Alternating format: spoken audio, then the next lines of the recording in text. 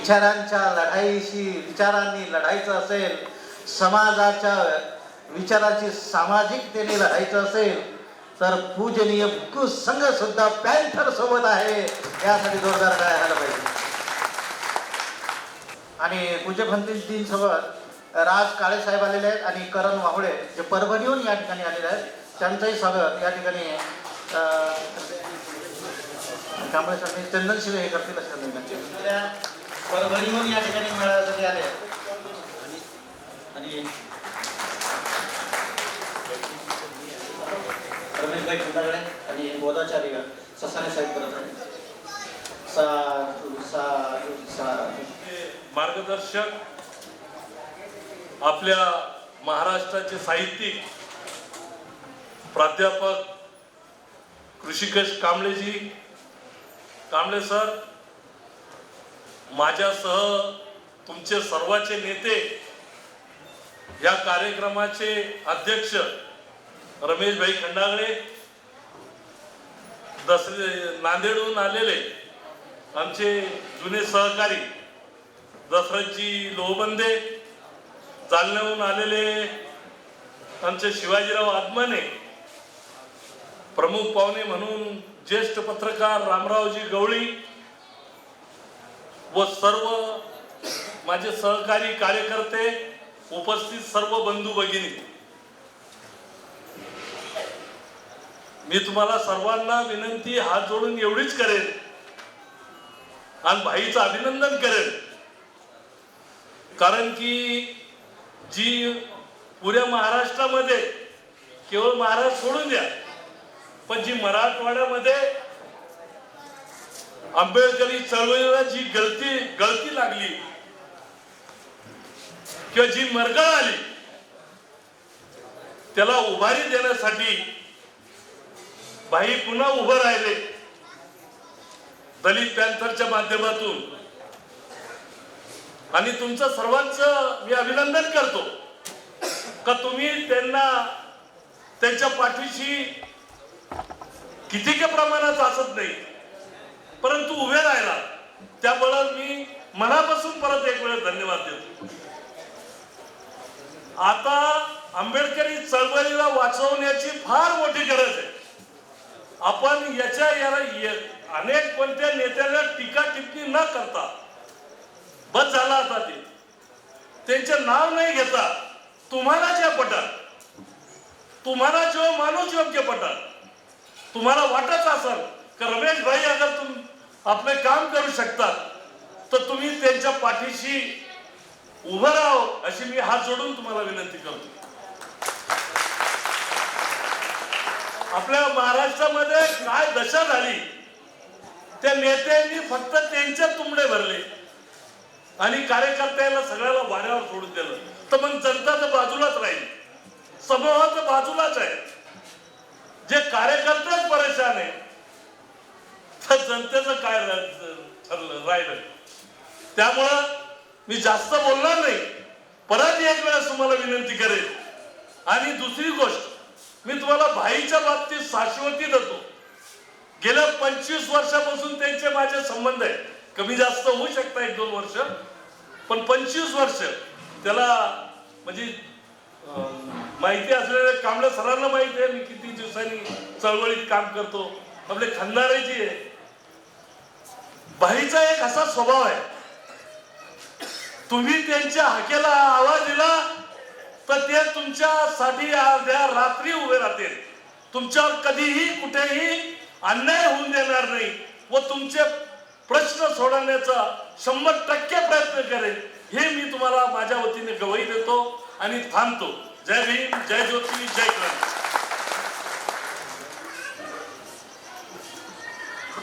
धन्यवाद पेरकर साहेब. आणि यानंतर बोधाचार्य विजयजी जाधव यांना सुद्धा विनंती आहे की त्यांनी 2 शब्द व्यक्त करावे. आलेत का बोधाचार्य विजयजी जाधव? आणि यानंतर साहेब अली सौदागरजी यांनाही अशी विनंती आहे की त्यांनी 2 शब्द आपल्या इथे. साहेब अली सौदागरजी, जोरदार काय होऊ द्या.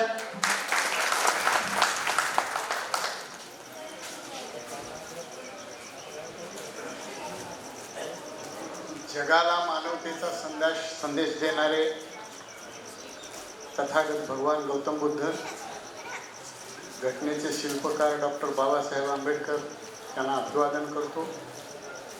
या कार्यक्रमाला आवर्जून उपस्थित असलेले भंतेजी, वंदनीय भंतेजी, या भारतीय दलित पॅन्थर संघर्ष मेळाव्याच्या कार्यक्रमाचे अध्यक्ष रमेशभाई खंडागळे, मी जुन्या काळी पॅन्थर म्हणून काम करत असताना ज्यांचा मला सहवास लाभला, ज्यांच्या तालमीत मी पॅन्थर बनलो, ते माझे स्नेही रामराव गवळीजी, नांदेडहून आलेले दशरथजी लोहेबंदे, सगळ्यांची नावं काही घेत नाही, 2च मिनिट दिलेले आहेत.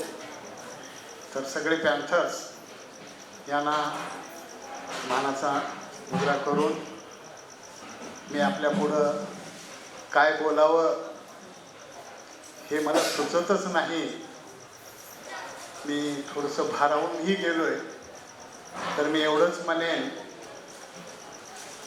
मिला ना कोई दिल का दिलदार इस जमाने में, एक शीशे जैसा दिल था वो भी टूट गया था देखते दिखाने में, लेकिन आज बोलेंगे भाई का काम देख के हम बोलेंगे, भाई की कारकिर्द देख के फिर खड़े हो जाएंगे, ये उम्मीद लेके आज मैं बम्बई से यहाँ आया हूँ प्रोग्राम के लिए.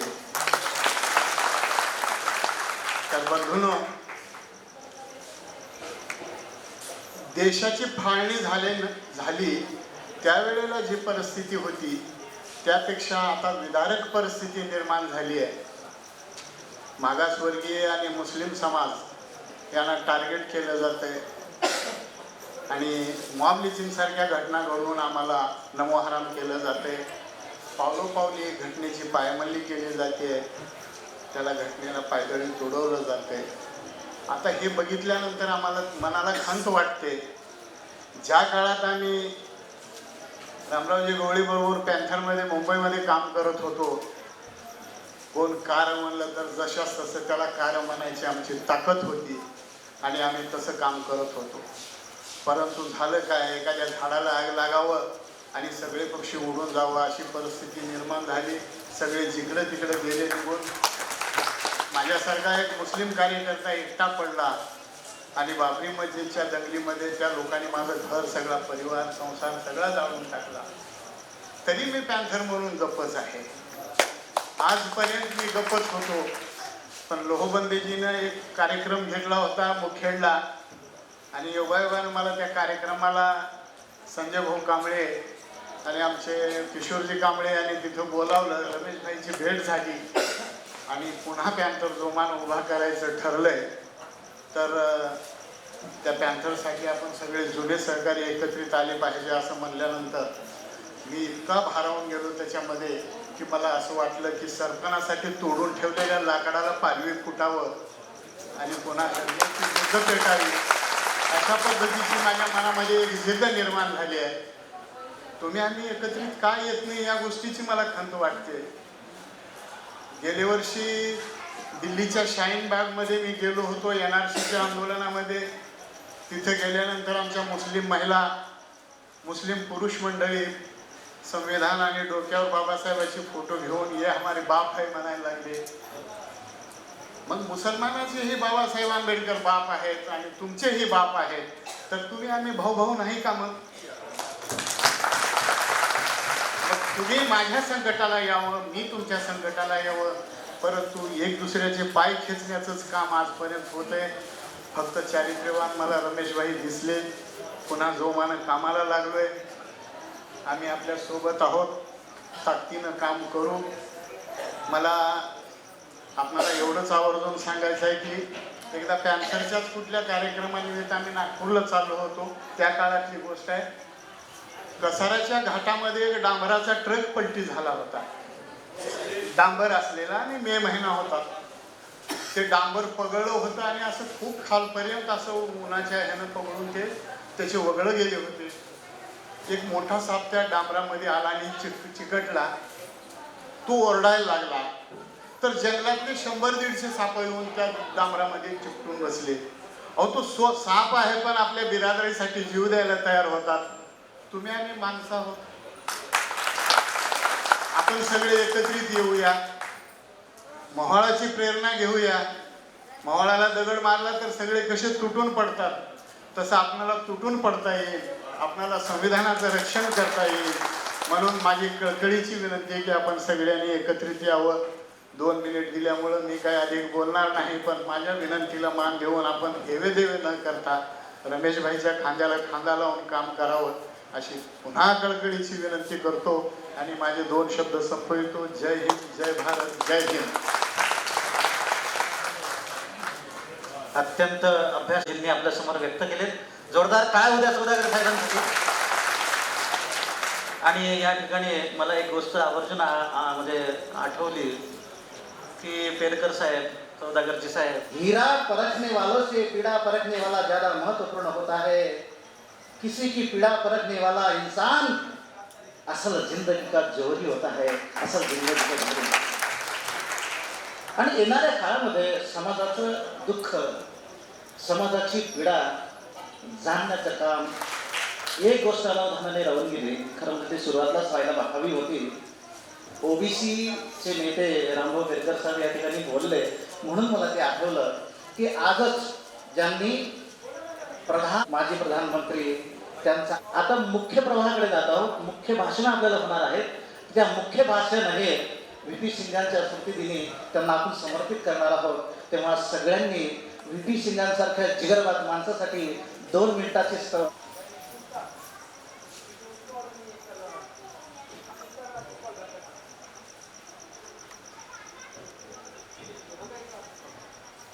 साधू साधू साधू. माझे लाडके भाऊ भाई रमेश भाई,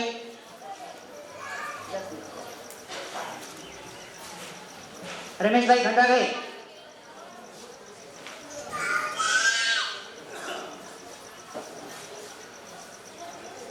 कार्यक्रमाचे उद्घाटक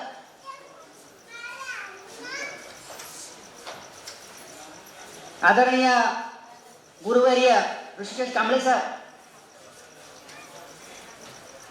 आणि भारतीय दलित पॅंथरची सर्व टीम, आमचे सहकारी बंधू आणि भगिनींनो,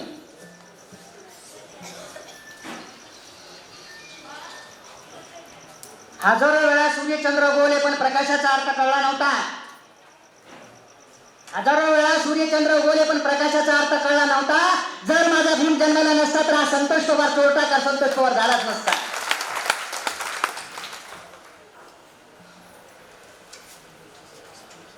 शाक्यमुनी तथागत गौतम बुद्ध, रयतेचे आवडते राजे छत्रपती शिवाजी महाराज, क्रांतिबा ज्योतिबा फुले, राजश्री शाहू महाराज, पारध्याचा बाप, मांगाचा बाप, कांबराचा बाप, मराठ्याचा बाप, बामणाचा बाप, साळीमाळी तेली कांबळ्यांचा बाप,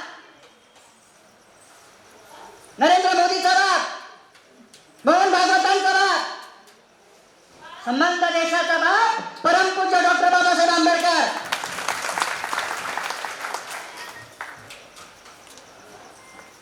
ही पृथ्वी शेषाच्या मस्तकावर तरली नसून, ही पृथ्वी शेषाच्या मस्तकावर तरली नसून या देशाच्या बिंदुबळ्यांच्या हातावर तरली असं म्हणणारे लोकशाही अण्णाभाऊ साठे, माता रामाई, माता जिजाऊ, माता सावित्री या सर्व वंदनीय महामानवांच्या चरणी प्रथम नतमस्तक होतो.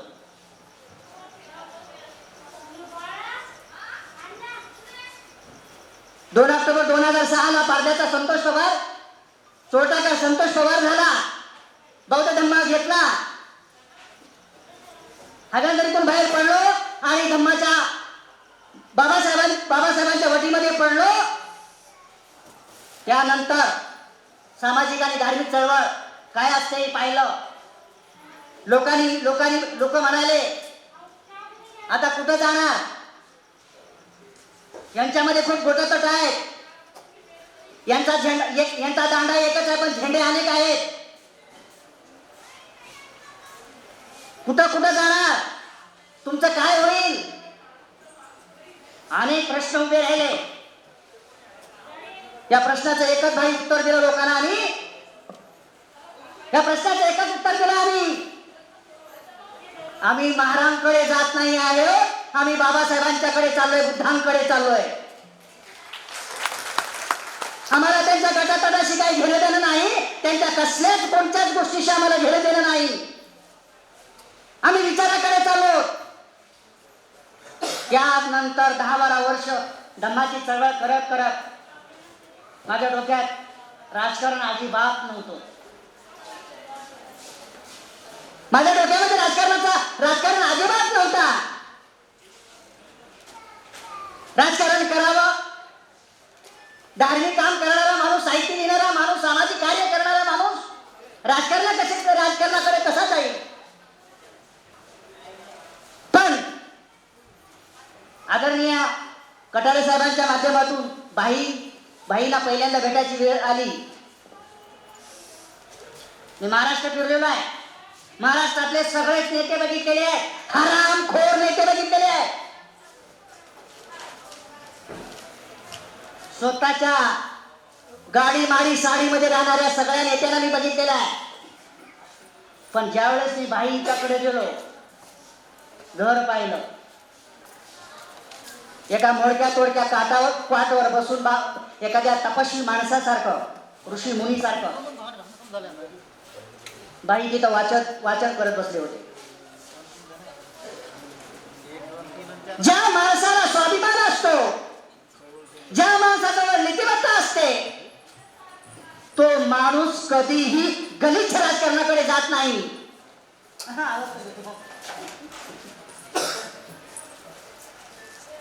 गलिच्छ राजकारणाकडे जात नाही, गलिच्छ राजकारण करत नाही.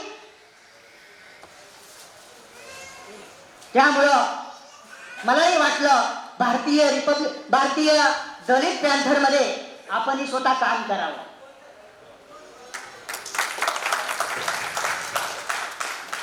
लक्षात ठेवा, वेळ कमी आहे. मला कमीत कमी 1.5-2 तास लागतात बोलायला.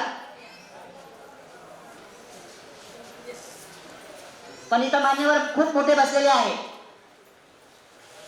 त्यामुळे मी जास्त वेळ घेता एक सांगतो. इथं पॅन्थर म्हणून आला, पुन्हा कुणाच्या अडचणीला जायचा प्रयत्न करू नका. लक्षात ठेवा, शत्रू तुमच्या दारात आहे, शत्रू तुमच्या दारात आहे. संविधान धोक्यात आहे. दलित, आदिवासी, अल्पसंख्याक सगळ्यांना घोळ लावायचं काम हे हरामी करत आहेत. याच्यासाठी तुम्हाला जागृत राहायचं आहे. कारण बाबासाहेबांची तुम्ही लेकरं आहात, बाबासाहेबांची तुम्ही लेकरं आहात. तुम्हाला जागे राहायचं आहे. संविधानाचं रक्षण तुम्हाला करायचं आहे. बाकीचे हरामी झोपलेले आहेत, बाकीचे हरामी, त्या हरामीला जागे करायचं ते काम आपल्याला करायचं आहे. लक्षात ठेवा, व्हायचं जाऊ नका. कुणाचाही झेंडा आता खांद्यावर घेऊ नका. फक्त आणि फक्त बाईच्या सोबत राहा. स्वाभिमानी नेतृत्व महत्वाचं आहे. आपल्या चळवळीचं वाटोळा कशामुळे झालं?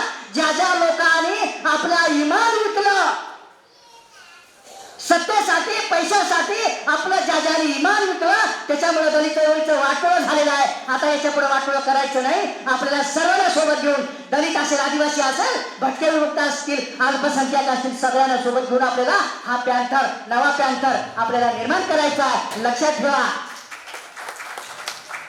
ठेवा, हे डबकं, या डबक्यात आता सध्या पाणी नाही आहे. या डबक्यात पाणी घालायचं काम तुम्हाला करायचं आहे. एवढंच या ठिकाणी सांगतो. मला बोलायला संधी दिली, जास्त वेळ घेत नाही, बोलायला संधी दिली. कारण बाकीचे लोक आहेत नाही, सरांना बोलायचंय. हॉल आहे ना, खाली होणार आहे लवकर. संध्याकाळी काय मला संयोजकांनी बोलायची संधी दिली. बाई असं समजू नका, संतोष पवार एकटाच आलाय, असं समजू नका. आम्ही परवाच्या दिवशी कन्नडला कार्यक्रम झाला, कटारे साहेब तिथं होते. आम्ही सगळे आदिवासी तुमच्या सोबत राहू. लक्षात ठेवा, आम्ही सगळेच आदिवासी तुमच्या सोबत राहू. जे आदिवासींचे सगळे संघटना, गटतट आम्ही एकत्र करण्याचं कटारे साहेबांशी माझी चर्चा झालेली आहे. गटतट सगळं एकत्र करणार आहोत. तुमचा गटतट नको. दलितांच्या गटतटाशी आम्हाला काही घेणे देणं नाही. तुम्ही मोठे लोक आहात, तुम्ही काही करा, आम्हाला घेणे देणं नाही. पण आमची गटतट जेवढी आदिवासींची आहे तेवढी गटतट एकत्र करू आणि बाई तुमच्या सोबत आम्ही राहू. लक्षात ठेवा की हे माझं आश्वासन असेल. एवढंच या ठिकाणी बोलतो. जय भीम, नमो बुद्धाय. त्यांनी एक बोलता बोलता खूप सुंदर असा इशारा दिला आहे की संविधान खतरे में आहे आणि त्याला वाचवण्यासाठी पॅन्थर ही काळाची गरज आहे. आणि आम्ही म्हणतो, काय म्हणतो आम्ही, अरे कितना भी उछालो तुम, संविधान ही देश का इलाज रहेगा. फिर मोदी हो या गांधी, बाबा भीमराव ही इनका बाप था, बाप रहेगा, बाप था, बाप रहेगा. काय संविधानाला हात लावताय तुम्ही? पॅन्थर जिवंत आहे, झोपलेलं असेल, जाग झालं आहे. जोरदार काय उद्या पवार सरांसाठी. आणि यानंतर ॲडव्होकेट शिवाजी अदमाने साहेब जे जालन्याहून आलेले आहेत, पॅन्थर नेते, त्यांना थोडक्यात 2 शब्दामध्ये मनोगत व्यक्त करतील. ॲडव्होकेट शिवाजी अदमाने साहेब. तथागत भगवान बुद्ध, परमपूज्य बोधिसत्व डॉक्टर बाबासाहेब आंबेडकर या विभूषणा त्रिवार वंदन. औरंगाबादमध्ये विभागीय मेळा होतोय. भारतीय दलित पॅन्थर संघर्ष मेळावा. या कार्यक्रमाचे अध्यक्ष आदरणीय रमेशभाई खंडागळे, पूज्य भंते आदरणीय आपले सगळ्यांचे धम्मगुरू आदरणीय भंते, डॉक्टर प्राध्यापक ऋषिकेश कांबळेजी, मंचावर सर्व सन्माननीय नेतेगण, उपस्थित असलेले सर्व मराठवाडा विभागातून आले सर्व मान्यवर बंधू भगिनींनो, आपला सगळ्यांचा जास्त वेळ घेणार नाही. रमेशभाई एक अतिशय चांगलं नेतृत्व, सुशिक्षित नेतृत्व पॅन्थरच्या रूपानं आपल्या सगळ्याला मिळाले. जालन्यामध्ये रमेशभाई अनेक वेळेस आलेत.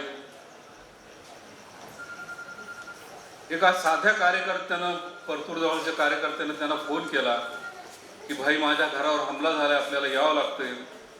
रमेशभाई कोर्टातून घरी आले. स्वतःच्या खिशात पैसे नव्हते, बॅग भरली आणि तसेच एसटी मध्ये बसून रमेशभाई परतूरला आले. अशा प्रकारचा एक सच्चा कार्यकर्ता, एक अनुभवी नेतृत्व, एक सुशिक्षित नेतृत्व आपल्या सगळ्यांना या निमित्तानं लाभलेलं आहे. रमेशभाई, आम्ही सातत्याने आपल्याबरोबर आहोत, आधी पण आपल्याबरोबर होतो आणि यानंतर नवा पॅन्थर आपल्याला या ठिकाणी उभं करायचं आहे. आजचं जे समालोचन मी या ठिकाणी बघितलं, प्राध्यापक, डॉक्टर आणि आपण सर्वच, हे ऐतिहासिक असा मराठवाड्याचा हा ठेवा आहे. या ठेवाला आपण सगळ्यांना जपूया. आणि एक नव्यानं आता अनेक मान्यवरांची भाषणे या ठिकाणी झाली, त्यांनी कबूल केलंय की चळवळीला ग्लानी आलेली आहे, आंबेडकरी चळवळ संपते का काय, अशा प्रकारचा वातावरण या महाराष्ट्रामध्ये, या देशामध्ये होत झालेलं आहे. आपण या निमित्तानं परत एकदा या सर्वसामान्य माणसाला न्याय देऊया, एवढंच या निमित्तानं बोलतो. प्राध्यापक ऋषिकेश कांबळे, की आमच्या जालन्यामध्ये शिकलेले माझे जवळचे मित्र आहेत, त्यांना ऐकण्यासाठी मी या ठिकाणी थांबतो. जय भीम, जय भारत, जय भीम. वकील साहेबांनी एवढं कमी शब्दात इतकं छान, जोरदार काय उद्या आत्मने साहेबांसाठी. चला, त्यानंतर लातूरहून खास करून या ठिकाणी पॅन्थर मेळाव्याला आलेले आमचे प्राध्यापक बालाजी आचार्य सर यांना विनंती आहे की 2 शब्द व्यक्त करा. भारतीय दलित पॅन्थर संघर्ष मेळाव्याच्या निमित्ताने विचार मंचावर आपल्या सर्वांचे आवडते पॅन्थर नेते रमेशभाई खंडागळेजी आणि ज्यांनी मला ह्या पॅन्थरच्या मेळाव्याला घेऊन आपल्या समोर शुभेच्छा देण्याचे या ठिकाणी संधी दिलेली आहे, ते माझे मार्गदर्शक समाजभूषण संजय भाऊ कांबळे आणि माझ्या गावचा भूषण, अख्खा देश ज्यांना ओळखतं आणि ज्यांच्या तालिमीखाली आम्ही घडतोय असे माझे पॅन्थर काका रामरावजी गवळी साहेब. आणि ज्यांचं मला वेळोवेळी मार्गदर्शन घडत आहे असे सुप्रसिद्ध विचारवंत ऋषिकेशजी, प्राध्यापक डॉक्टर ऋषिकेशजी कांबळे सर आणि विचारमंच आणि विचारपीठावर ज्यांची उपस्थिती लाभली, पूज्य भजन मुदितानंदजी यांना प्रणाम करतो आणि आपल्या सर्वांचा फक्त 1 मिनिटाचा वेळ घेतो. भारतीय दलित पॅंथरची उभारणी या औरंगाबाद मधून झालेली आहे. खऱ्या दलित पॅंथरची 1972ला दलित पॅंथरची सुरुवात मुंबई या ठिकाणी झाली. पण ही सुरुवात का झाली याचं आत्मपरीक्षण आपण करणं गरजेचं आहे. कारण अन्याय अत्याचारामधून ही सुरुवात झालेली आहे. आज आम्ही शोषित आहोत, पीडित आहोत, वंचित आहोत. आम्ही राजकारणामध्ये असो, समाजकारणामध्ये असो, धर्मकारणामध्ये असो, त्या ठिकाणी आम्हाला वंचित ठेवण्याचं काम केलं जात आहे. आणि म्हणून संजय भाऊ संयोजक म्हणून या ठिकाणी उपस्थित आहे. आमच्या नांदेडच्या ठिकाणी बैठकी झाल्या पुराणा मराठवाड्यामध्ये आणि आता आम्हाला मोर्चा पुढे न्यायचा आहे. आणि म्हणून हा मोर्चा पुढे नेत असताना, कारण या देशामध्ये जे घाट घातला जात आहे, भारतीय संविधान बदलण्याची भाषा इतर नामर्द करत आहे आणि या ठिकाणी ज्यांनी आपल्या संसाराची राखणमोडी केली ते पॅंथर या विचारपीठावर आहेत. त्यांच्या मार्गदर्शनाखाली आपल्याला समोर यायचं आहे आणि ते अन्याय अत्याचाराच्या विरोधामध्ये. खरं तर 2 मिनिटांमध्ये काय व्यक्त करणार, काहीच व्यक्त करून शकत नाही, परंतु माझ्या भावना आपण समजून घ्या. ही समाजाची व्यथा आहे.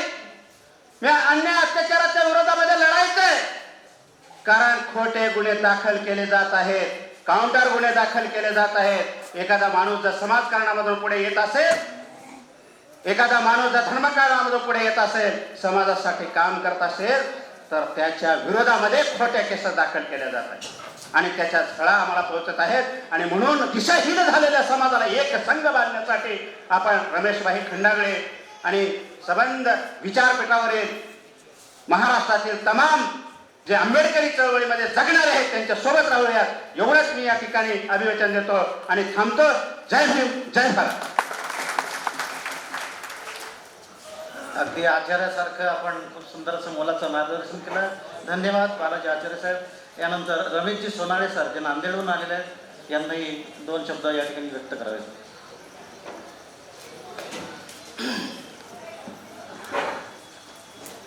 सामाजिक परिवर्तनाच्या चळवळीचे महानायक,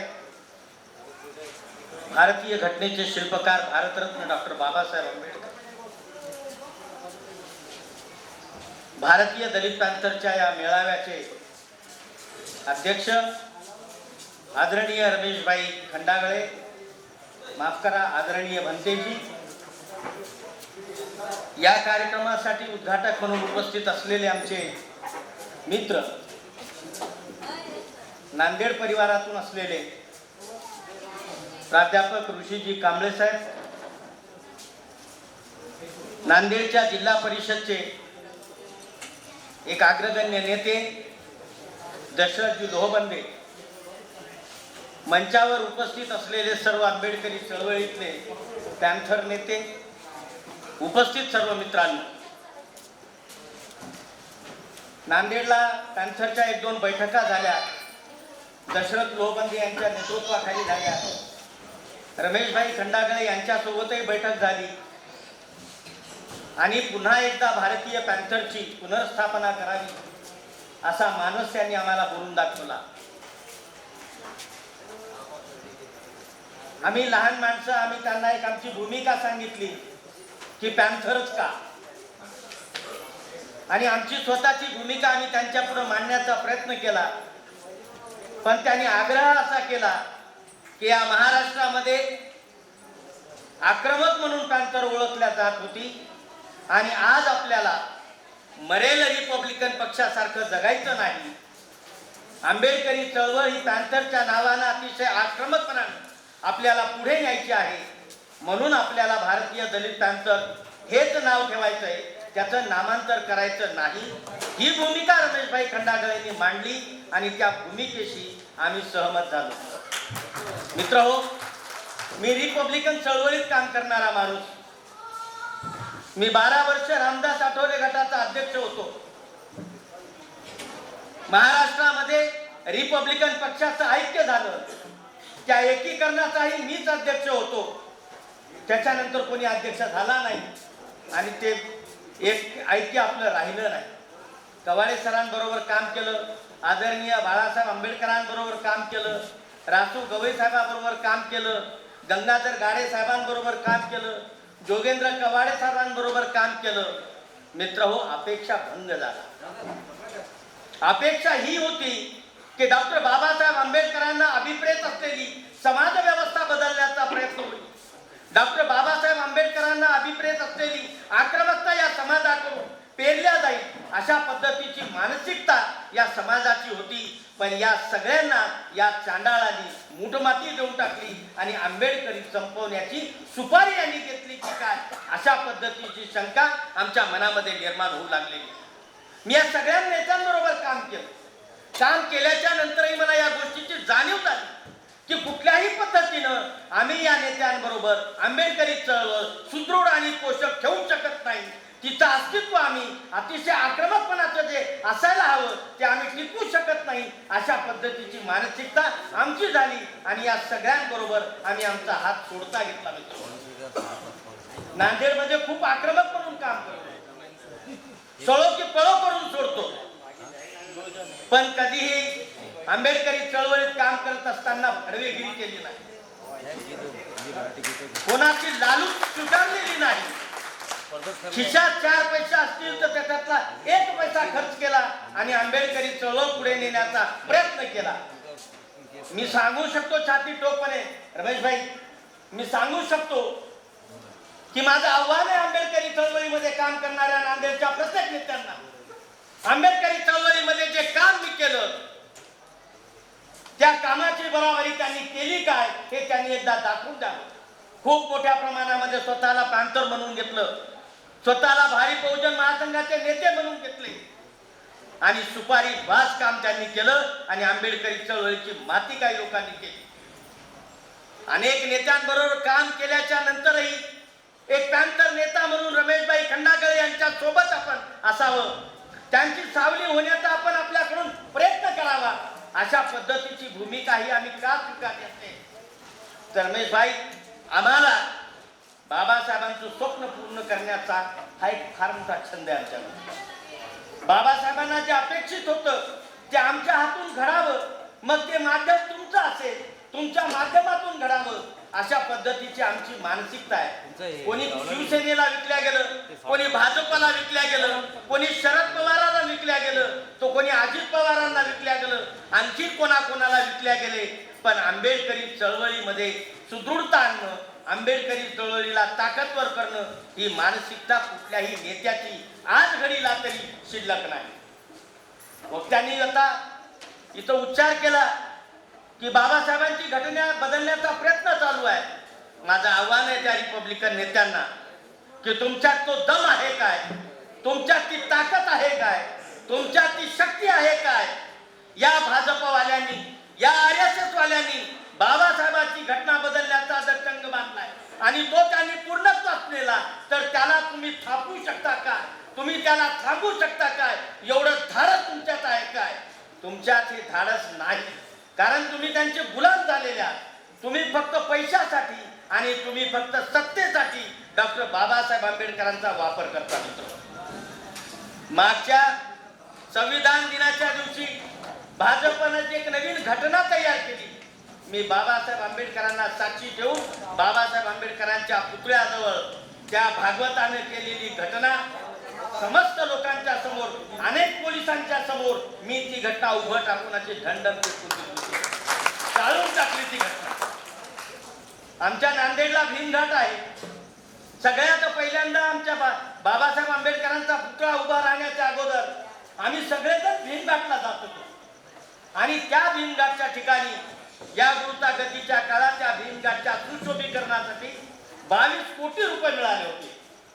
पण आमच्या नांदेडचे नेते सर्वेसर्वा अशोक चव्हाण ते 22 कोटी रुपये कुठेतरी वेगळ्या पद्धतीनं घेऊन जावं आणि त्या भीमघाटचं सुशोभीकरण आणि विस्तारीकरण करू नये अशी भूमिका घेतली. गोदावरी नदीच्या पात्रामध्ये भर पाण्यामध्ये 8 तास आम्ही बसलो. 10 लोकांना ICU मध्ये ऍडमिट करावं लागलं आणि ते 22 कोटीचं काम मित्र हो आम्ही करून घेतलं. कवठ्यामध्ये 1,31,00,000 रुपये खर्च करून तिथं विहार बांधलं. काँग्रेसच्याच एका आमदार पुत्राला ते काम दिलं होतं. त्या माणसानं काम केलं आणि 1-2 महिन्यामध्ये ते विहार मोडकळीस आलं आणि पडलं. पुन्हा ते विहार बांधायला मजबूर केलं आणि 1,31,00,000 रुपये मी बांधून घेते. काँग्रेसच्या नेत्यांनी आमच्या स्मशानभूमी विकून खाल्ल्या. काँग्रेसच्या नेत्यांनी आमच्या मरणाची जागा विकून खाल्ली.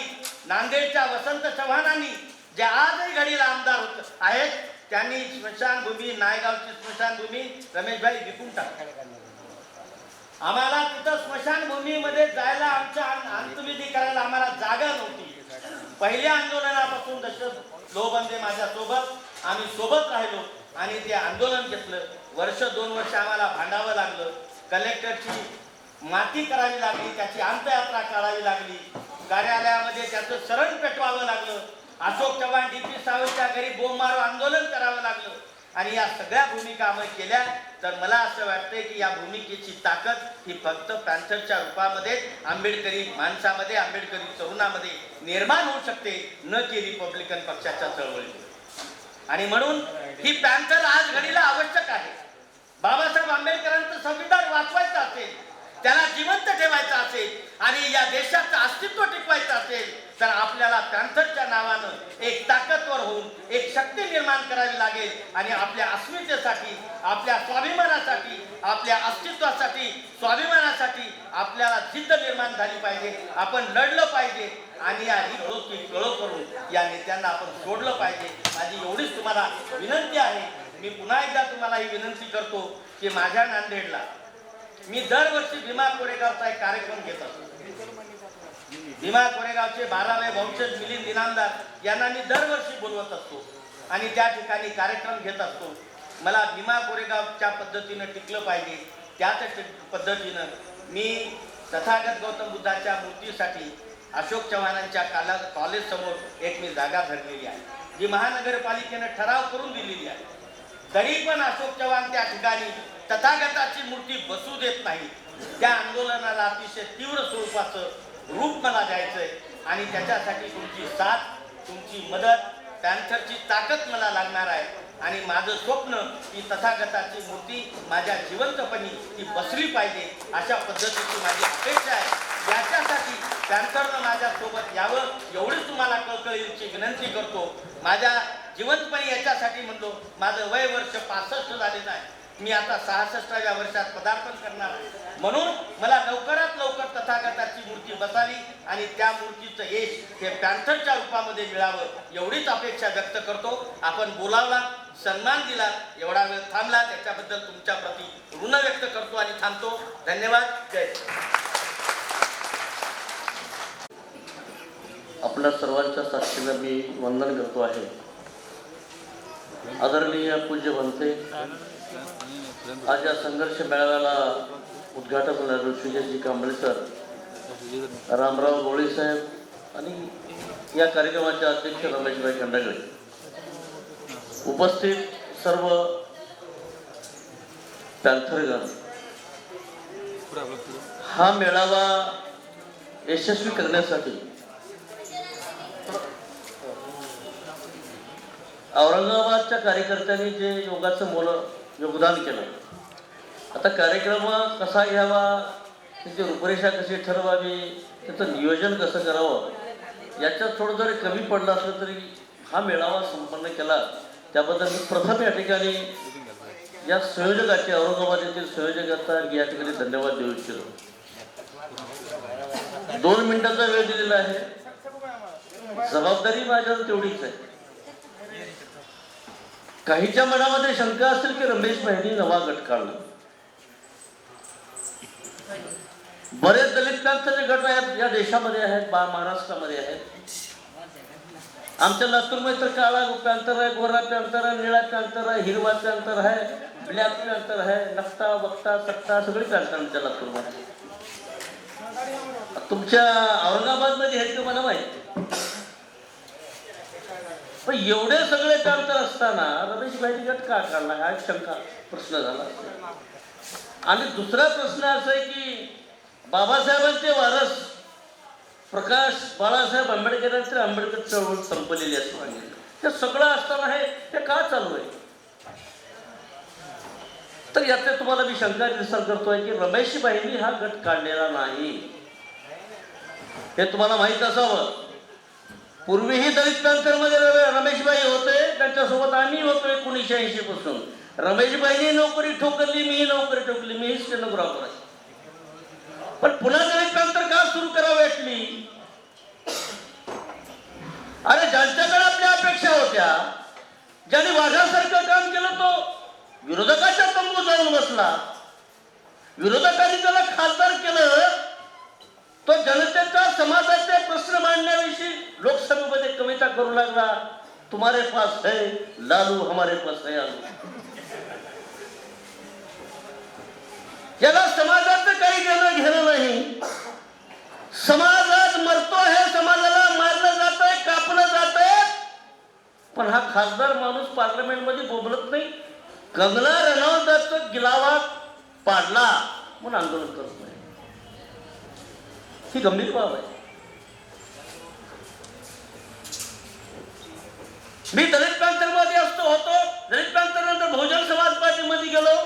बहुजन समाज पार्टीचा नेता म्हणून काम करलो. लातूरमध्ये विलासराव देशमुखांच्या विरोधामध्ये, महाराष्ट्रामध्ये नंतर लातूरमध्ये बहुजन समाज पार्टी नंबर 2 ला होती. विलासरावने त्यांना मला बक्षीस दिलं. 12 गुन्हे दाखल केले, 302 सही.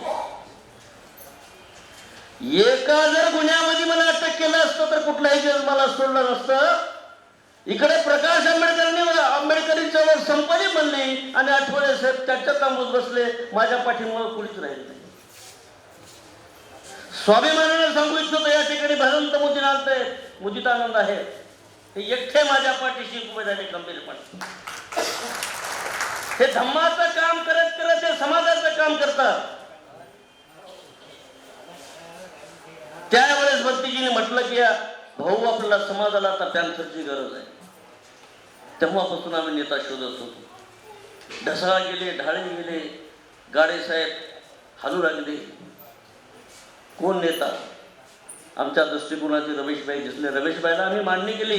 रमेशभाई म्हणजे आता माझी प्रकृती ठीक नाही, मी आता काही करू शकत नाही. समाज बिघडला, समाजाला दारू लागते, समाजाला मटण लागतं, भाषण चालत नाही. बघा तुम्ही आता किती माणसं होते गेले निघून. जेवले कुठं सोय बघा जेवायची चांगली. एवढा समाज आता राहिलेला आहे. युवकांची पिढी तर बर्बाद झाली. अरे 4 पैशासाठी, खाण्यापिण्यासाठी युवकांची पिढी बापाचं ऐकणं, भावाचं ऐकणं, कुणाच्या पाठीशी गेली. रमेशभाई तयार होत नव्हते. ज्वलंत प्रश्न समोर होता. संविधान जाळलं गेलं. सोनाले साहेबांनी सांगितलं या ठिकाणी देशाचं संविधान जाळलं जात आहे. मग संविधान वाचलं तर आपण वाचणार. हेही आजच्या पिढीला कळत नाही, समाजाला कळत नाही. रमेशभाईंनी होकार दिला समाजाच्या प्रती. भाईंना म्हटलं बाई तुम्हाला उभं टाकावं लागेल. सगळे दलाल झाले, हराम झाले, भडवे झाले, तुम्ही निष्कलंक आहात. समाज तुमच्याकडे आशेने पाहतोय. तुमच्याकडे बोट दाखवायची ताकद कुणामध्ये नाही. तुम्ही लवाडी केली नाही, लाडगी केली नाही, काहीच केलं नाही, तुम्ही कमवलं नाही. आजही तुमच्या घरामध्ये राहतो माणूस. मी घरात जवळून जाऊन पाहिलेलं आहे. रमेशभाईच्या पोराच्या वयाची पोर औरंगाबादमध्ये किलो किलो सोनं लिहून फिरत आहे. हीच परिस्थिती महाराष्ट्रामध्ये निर्माण झाली. पैसे कुठून आले, कशाचे आले, का दिले, कशासाठी दिले याचा गांभीर्याने विचार होत नाही. रमेशभाई तयार झाल्यानंतर रमेशभाईला पटलं त्या गोष्टी. मग त्यावेळेस आम्ही सगळ्यांच्या भेटीगाठी करत करू लागलो. काही जणांच्या भेटी झाल्या, काही संपर्क प्रतिसाद दिला, काही प्रतिसाद दिला नाही. जे दलाल भडले आहेत ते यायलाच तयार झाले नाही. त्याने आपापल्या चुली मांडलेले, आपला पॅन्थरचा झेंडा, पॅन्थरचा गमच्या गाड्यात टाकून कोण कुणाचा दलाल आहे, कोण काँग्रेसचा दलाल आहे, कोण राष्ट्रवादीचा दलाल आहे, कोण भाजपचा दलाल आहे. त्यांच्या दुकानदारे त्याने मांडून ठेवलेले आहेत. पण समाजाची त्यांना अजिबात गरज नाही. आम्ही चर्चा केल्या. गेल्या 3 वर्षापासून आमच्या चर्चा चालू आहेत. पण आमच्या भोकांडी कोरोना बसवला. कोरोनामध्ये आमच्या चर्चा झाल्या. आता ही पॅन्थरची सुरुवात करण्यात आलेली आहे. हा मेळावा नाही, हा विचार आहे. एक सूचक वाक्य आहे, सूचना देणारा, संदेश देणारा हा कार्यक्रम या ठिकाणी आयोजित केलेला आहे. या कार्यक्रमाचं आयोजन करणाऱ्या संयोजकांना मी पुन्हा पुन्हा धन्यवाद देतोय. 5 वर्षाच्या मुलीवर बलात्कार होतोय. तुम्ही सोशल मीडियावर दररोज उघडून बघा. आजचा मीडिया रमेशभाई वंचित आघाडीच्या गौतम गायकवाडला तोंड फुटेपर्यंत मारलं. कुठे आहेत बाळासाहेब? नांदेड जिल्ह्यामध्ये ढोळेने आत्महरण केलं, जाळून घेतलं. कुठे आहेत प्रकाश आंबेडकर? कुठे आहेत रामदास आठवले साहेब? लोह्यामध्ये, नांदेडमध्ये तुमच्या पोराचा अर्थ डोकं फोडलं गेलं, औरंगाबादमध्ये ऍडमिट झाला. मी तिथं आलो होतो नांदेडला. कुठे आहेत नेते? कुणी नाही. हे रमेशभाईला पटलं म्हणून रमेशभाई पुढे आले. वास्तविक रमेशभाईनी दुकानदारी सुरू केली नाही, दलित पॅन्थर सुरू केली नाही. रमेशभाईला आम्हाला आणावं लागलं, कारण समाज त्यांना स्वीकारेल म्हणून रमेशभाई पुढे आले. याची आपण नोंद घेणं आवश्यक आहे. नाही तर म्हणतील लोक, कार्यक्रम झाला, सुरू झाला, कसं काय कार्यक्रम झाला, कशी काय अचानक सुरू झाली, यांना कुणीतरी काही दिलं असेल, कोणतरी स्पॉन्सर असेल. अजिबात त्या सगळ्या गोष्टी खोटारड्या आहेत. चांगलं काम करणाऱ्याच्या विरोधामध्ये माणसं षड्यंत्र रचतात आणि दलाल भडवे षड्यंत्र रचतात, त्यांचा अफवा करतात. या ठिकाणी औरंगाबाद नव्हे तर आमच्यासारख्या कार्यकर्त्यांनी भाईला उभं केलंय. कष्टातल्या पैशावर हे संघटन चालणार आहे. संघर्ष निधी उभा करायचे आम्ही आवाहन करणार आहे आणि तुमच्याच बळावर दलित पॅन्थर चालवणार आहे. तुमची दलित पॅन्थर तुम्हाला चालवणार लागणार आहे. तुमच्याच पैशावर, तुमच्याच कष्टावर दलित पॅन्थर चालणार आहे. तुमचा समाज, तुमचं संविधान तुम्हाला वाचवायचं असेल, वाचवायचं असेल तर तुम्हाला दलित पॅन्थरला जगवावं लागेल, पुढे आणावं लागेल. दलित पॅन्थर जगला, वाचल तर रमेशभाई पुढे येतील. आता लढाया संतोष पवार गुढी घालायच्या लढाया नाहीत. आता वाचणं बोल घेवडे करायचे नाहीत. आता अरे कोरोना सारखा व्हायरस घुसला, आता कशाची गुढी कशाचा बॉम्ब आहे. डोक्यात विचार आता बसला पाहिजे. मी या ठिकाणी आपल्या सर्वांच्या साक्षीने ऋषिकेश कांबळे सरांना विनंती करणार आहे. आजपर्यंत ज्या गोष्टी झाल्या झाल्या, कांबळे सर विनंती आहे. रामराव गवळी साहेब सुद्धा या ठिकाणी, रामराव गवळी साहेब कधी विचाराच्या विरुद्ध गेले नाहीत, पण तमाम महाराष्ट्रातल्या विचारवंतांनी वेगळ्या खुली मांडल्या. कुणाला तर वाढवण्याचा या ठिकाणी प्रयत्न केला. कुणी राष्ट्रवादीला वाढवलं, कुणी काँग्रेसला वाढवलं, कुणी भाजपला वाढवलं. कांबळे सर, मी तुम्हाला हात जोडून विनंती करणार आहे. हे समाजाचं रक्षक दलित पॅन्थर आहे, हे संविधानाचं रक्षक दलित पॅन्थर पुढे बोलणार आहे. यांना तत्वाचे, यांना वाढवायचं काम आपण विचारवंताने करावं विनंती करणार.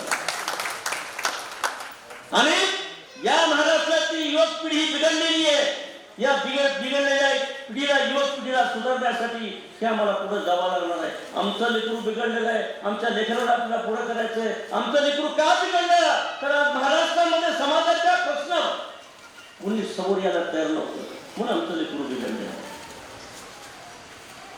आता प्रश्न बाजूला ठेवूया रमेशभाई. घर मिळेल, दार मिळेल, सगळं मिळेल. संविधानच जर नसेल, वाचणार नाही तर काय घालणार आहे आपलं? म्हणून संविधान वाचवायचंय, समाज वाचवायचे, याच्यासाठी आपल्याला काम करायचंय. 2 मिनिटाचा वेळ या ठिकाणी मला दिलेला आहे. आदरणीय भंतेजी या ठिकाणी भंतेजीने कल्पना मांडलेली आहे. काही पोरांना पुढं केलं, काही पोरांची बाजार करत आहे. अरे जिथं अन्याय झाला तिथं जाऊन शिव्या देऊ काय? बापाचं संविधान आहे. बापाचं संविधान कधी वाचलं? एकच पाठ आम्हाला अट्रॉसिटी, कुठली सिटी पाठ नाही, 2 अट्रॉसिटी पाठ. जर खऱ्या माणसाला अट्रॉसिटी केली तर ते न्याय मिळत नाही. कारण खोट्या अट्रॉसिटीचं प्रमाण जास्त वाढलं बघायचं नाही. कारण आपण खोट्या अट्रॉसिटीमुळे आपण खऱ्या अन्यायाचा न्याय मागायला गेलो तर आपल्यावर खोटे गुन्हे दाखल केले जात आहेत. कुणावर 353चा केला जातो, 354चा केला जातो, 379चा केला जातो, 394-95चा केला जातो. आपली हे न्याय मागायची ताकद दाबली गेली आहे. कारण आपले सगळे पुढारी कुणाचे ना कुणाचे क्षमते झालेले आहेत. म्हणून समाजाचं कुणी राहिलं नाही. आणि ज्यांच्याकडे आपण अपेक्षा बघत होतो त्यांनी तर मनुवादी शक्तीला वाढवण्याचं काम केलं. हे तुम्ही समजू शकता. नाव घ्यायची गरज वाटत नाही, कारण आम्ही तेव्हाच करणार. लोबांदे साहेब तयार झाले, पण मध्ये वंचित आलं. वंचिताचं सगळं जोरात चालवलं, समाज त्या पाठीमागं चालला. समाज बोलला की बाबासाहेबांचं रक्त, बाबासाहेबांचं रक्त. ठीक आहे, बाबासाहेबांच्या रक्ताला आम्ही कोण विरोध करते, हा? आम्ही कुणीही बाबासाहेबांच्या रक्ताला विरोध करणारे नाही, पण बाबासाहेबच म्हणले होते की 7 कोटी माझे लेकर आहेत. मग बाबासाहेबांचे 7 कोटी लेकर तर बाबासाहेबांचं आमचं नातं काय? जर आपण रक्ताचा आणि अंधश्रद्धेचा जर विचार केला तर बाबासाहेबांनी रामजीचं नाव घेतलं असतं, बाबासाहेबांनी मालोजीचं नाव घेतलं असतं. मग बाबासाहेबांनी महात्मा फुलेचं नाव का घेतलं, शाहू महाराजांचं का नाव घेतलं, हाही प्रश्न आपल्या समोर आहे. आपण अंधश्रद्धेतून बाहेर पडावं. आपल्याला निष्कलंक, निष्प्रह, स्वाभिमानी रमेशभाई खंडागळे हा नेता मिळालेला आहे. या नेत्यालाही जपायचं आहे, त्यांनाही जगायचं आहे. आपण रमेशभाईला जवळून पाहिलं नसेल तर अजून जवळून पहा, अभ्यास करा. त्यांना लोकांनी तपासले, आम्ही तपासलंय, आम्ही तपासून रमेशबाईला पुढे आणलंय. रमेशबाईने कुठली दुकान सुरू केली नाही, नवा गट सुरू केला नाही. समाजाप्रती, समाजाचा रक्षक बनण्यासाठी रमेशबाई आमच्या विनंतीला मान देऊन ते पुढे आलेले आहेत. त्याचा अन्यथा रमेशबाई सुद्धा म्हणजे माझी प्रकृती थकलेली आहे, आता मी सुद्धा काही करू शकत नाही. परंतु आमच्यासारख्याच्या भावना, तुमच्यासारख्याचं भवितव्य धोक्यात असल्याचं लक्षात घेऊन रमेशबाई पुढे आलेले आहेत. रमेशबाईचे हात बळकट करूया, समाज ताकदवान बनवूया आणि संविधान वाचूया, एवढीच विनंती या ठिकाणी करणार आहे आणि माझे 2 शब्द संपवणार आहे. जय भीम, जय भारत.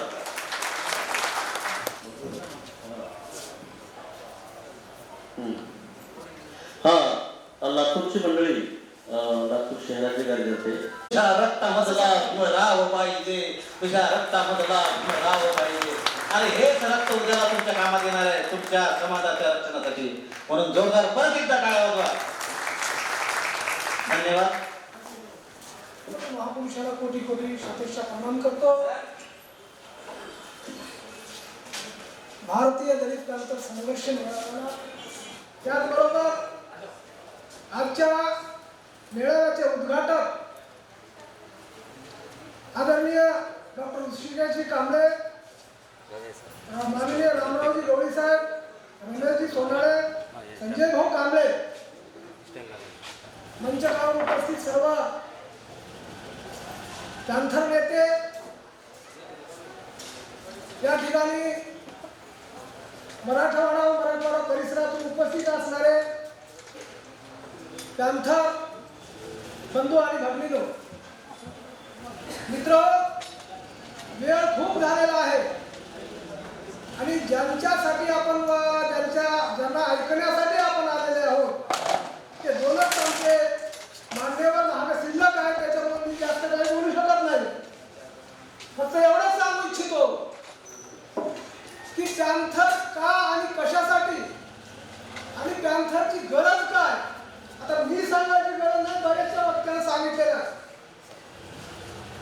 मी थोडं तुम्हाला 1 मिनिटामध्ये वेगळ्या पद्धतीने सांगतो.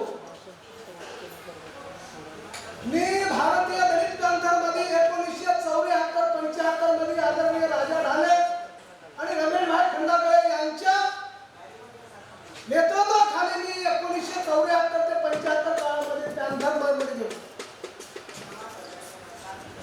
सोनाळ्या भावना सांगितले 65 वर्ष वय, मला 69 वर्ष वय झालं. तुमचा विश्वास बसणार.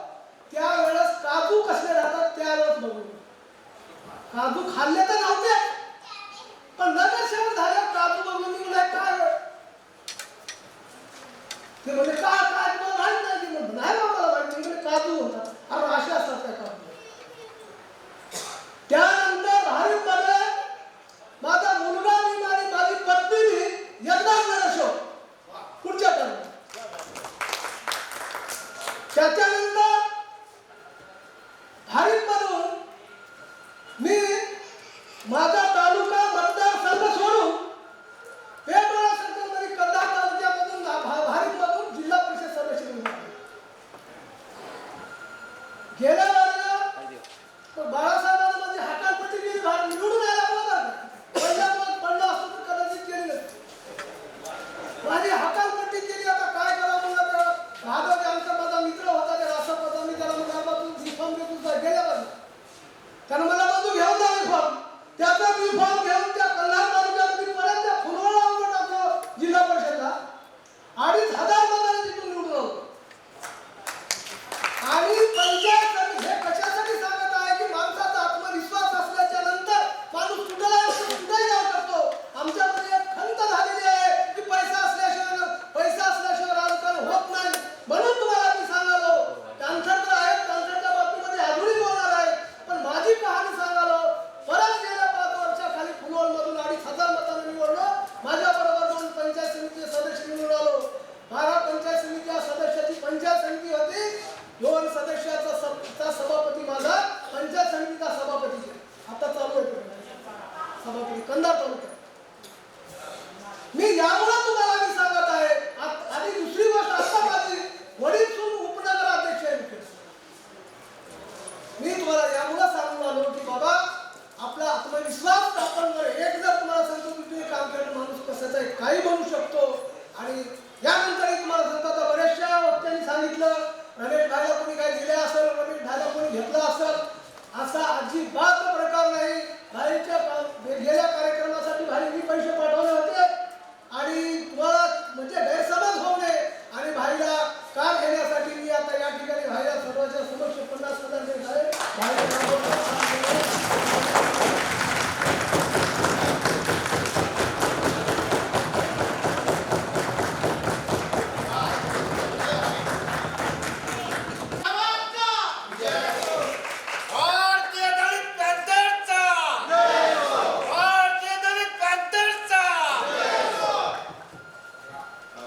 गोबंदे साहेबाचा प्रश्न आहे ते मांडत नाही. मी सांगतो ते म्हणतात मी 50,000 दिले. आता इथं ज्यांच्याकडे ऐकत आहे ते किती देणार आहेत गाडी घेण्यासाठी? आता ते तुम्हाला ठरवायचं बांधवानो आणि हळूहळू आजच नाही तर हळूहळू तुम्हाला 8-15 दिवसामध्ये जर खरंच जर कुणाला काही करता पहिल्या गाडी देण्यासाठी मला 5,000 रुपये द्या. थँक्यू नासाला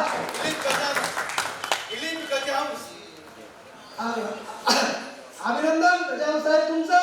निश्चितपणे अशाच पद्धतीने भाई गाडी भाई जुनी गाडी घेण्यापेक्षा भाई नवी गाडी घ्यावा असं माझी अपेक्षा आहे. सर्वांना भाई माझी अपेक्षा आहे. तर मित्रांनो आता खऱ्या अर्थानं मी जास्त काय बोलावं असं मला वाटत नाही आणि मी बोलायचं नाही. यानंतर ऋषिकेशजी कांबळे साहेबाला आणि आमचे रामरावजी धोनी साहेबाला ऐकायचं आहे. खूप वेळ झालेला आहे. सभागृहाचा टाइम सुद्धा संपलेला आहे. तरी या ठिकाणी आधीचं काय बोलावं असं मला वाटत नाही. तुम्ही या ठिकाणी आम्हाला बोलवलं पाहिजे, आपला मान सन्मान केला आणि सदैव मी तुम्हाला सांगतो आम्ही तुमच्या पाठीशी खंबीरपणे उभा आहे आणि त्याची आज गरज आहे.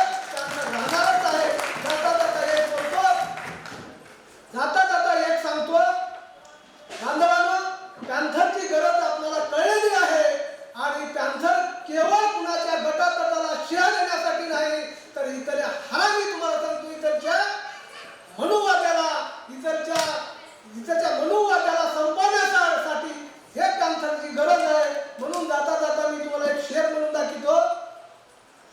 बांधे सरफे कफन हम दीवाने, बांधे सरफे कफन हम दीवाने, सुए मैदान बढ़ते रहेंगे, हाथ पोलाद के हैं हमारे, खंजरे कातिल से लड़ते रहेंगे, खंजरे कातिल से लड़ते रहेंगे. जय हिंद. वर्ष आहे आणि या वर्षात भारतीय दलित पॅन्थरला नवीन उभारी नवं चैतन्य आणि नवा आयाम देण्यासाठी आपण या ठिकाणी जमलेले आहात. पॅन्थर मंचावरील आमचे सहकारी मागच्या 50 वर्षापासून मी आणि रमेश भाई एकत्रित काम करतो. ओठावर विसरूनही नव्हतं आमच्या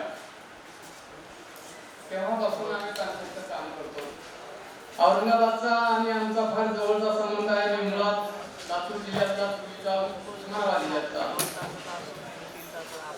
उदगीरचा दलितांचा अध्यक्ष 1977 ला झालो आणि महाराष्ट्रातलं पहिलं मराठवाडा विद्यापीठाला डॉक्टर बाबासाहेब आंबेडकरांचं नाव मिळालं पाहिजे या मागणीसाठी उदगीरमध्ये आम्ही एसटी बस रोको आंदोलन केलं. पोलिसांनी कोर्टामध्ये नेलं, उभा केला. कोर्टाने विचारलं तुम्हाला गुन्हा मान्य आहे का? मान्य आहे.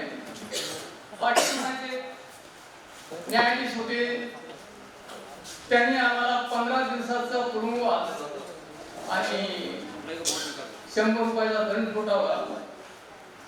सुमारे 350 कार्यकर्त्यांना आम्हाला 7 बसेस मधून, एसटीच्या बसेस मधून उस्मानाबादला दिलं. तिथेही जेलमध्ये जागा नाही आम्हाला. तिथून उस्मानाबादून औरंगाबादला खारसूरच्या जेलमध्ये 15 दिवस जेल काढलेल्या पैकी एक आहे नामांतरासाठी. आणि अशा अनेक घटनांचं औरंगाबाद शहर हे साक्षीदार आहे आणि त्या घटनामध्ये मी एक साक्षीदार आणि सहभागी झालेला कार्यकर्ता आहे. 1974चा एक प्रसंग मला आठवतो. उत्तर प्रदेशचे मुख्यमंत्री हेमवती नंदन बहुगुणा होते आणि हे काँग्रेसचे मुख्यमंत्री होते. बहुगुणाने एक आदेश काढला की उत्तर प्रदेशामध्ये राज्य सरकारांचे जेवढे काही कार्यालय आहेत त्या कार्यालयातील डॉक्टर बाबासाहेब आंबेडकरांची प्रतिमा काढून टाका, असा एक आदेश दिला. तेव्हा गंगाधर गाडे यांच्या नेतृत्वाखाली या ठिकाणी इतका प्रचंड मोर्चा निघाला होता. भडकेल मला आठवतं ते आणि कमिशनर ऑफिसवर गेला होता. विजयानंद जाधव म्हणायचे आमचे गायक होते त्यावेळेला. आता कुठं आहे की मलाही माहित नाही कधी. विजयानंद जाधवचं गाणं, त्यानंतर आमचे शाहीर आत्माराम साळवे माधवचे त्यांचं गाणं भावायचं आम्हाला. पेटून उठायचो आम्ही. जिथे जिथं अन्याय झाला तिथे तिथे ट्रक भरून जीप मध्ये विद्यार्थी म्हणजे कार्यकर्ते बसायचो आणि त्याचा आवाज केला जायचो. पैसा नसायचा परंतु कर्मचारी देत. तर असा या औरंगाबाद शहराशी आमचा संबंध आहे. साहेब, या ठिकाणी आपण तुम्ही सगळेजण जमलेला आहात. ऋषिकेश कांबळे साहेब इथं आहेत, एक साहित्यिक आहे, समीक्षक आहेत. रमेशजीच्या संदर्भामध्ये बोलू 50 वर्षापासून आमचे मित्र आहोतच, सहकारी आम्ही राहिलेलो आहोत. या स्टेजवरचे आमचे बनते आनंदजी, तसेच या ठिकाणी सोनवणे साहेब, तुम्हाला मी आता ओळखले या वर्षी आता. तुमचे विजय सोनवणे एसएम प्रधान जोडले, माझ्या लग्नाला एसएम प्रधान आले होते. तुम्हाला माहितीसाठी सांगतो, मी मात्र समाजाचा आहे प्रवासी. 1981 मध्ये मी बौद्ध पद्धतीने लग्न केलं. उस्मानाबाद जिल्ह्यात पहिलं लग्न होतं. रामदास आठवले, अरुण कांबळे आणि एसएम प्रधान माझ्या लग्नाला आवडते. पोलीस संरक्षणामध्ये माझं लग्न झालं. पोलीस संरक्षणामध्ये त्यावेळेला माझं लग्न झालं. हे जिद्द आणि उर्मी आणि ऊर्जा दिली मला दलितांकडून. मुंबई प्रदेशचा संघटक होतो. आज मी या ठिकाणी एक श्रद्धांजली वाहणार आहे की माझे ज्येष्ठ सहकारी उमाकांत रणधीर यांचे गेल्या महिन्यामध्ये निधन झाले. त्यांच्या नेतृत्वाखाली काम करण्याची मला संधी दिली. मुंबईच्या बँकेचा संघटक म्हणून 6 वर्ष मी काम केले. त्यावेळेला त्यांना मी श्रद्धांजली वाहतो.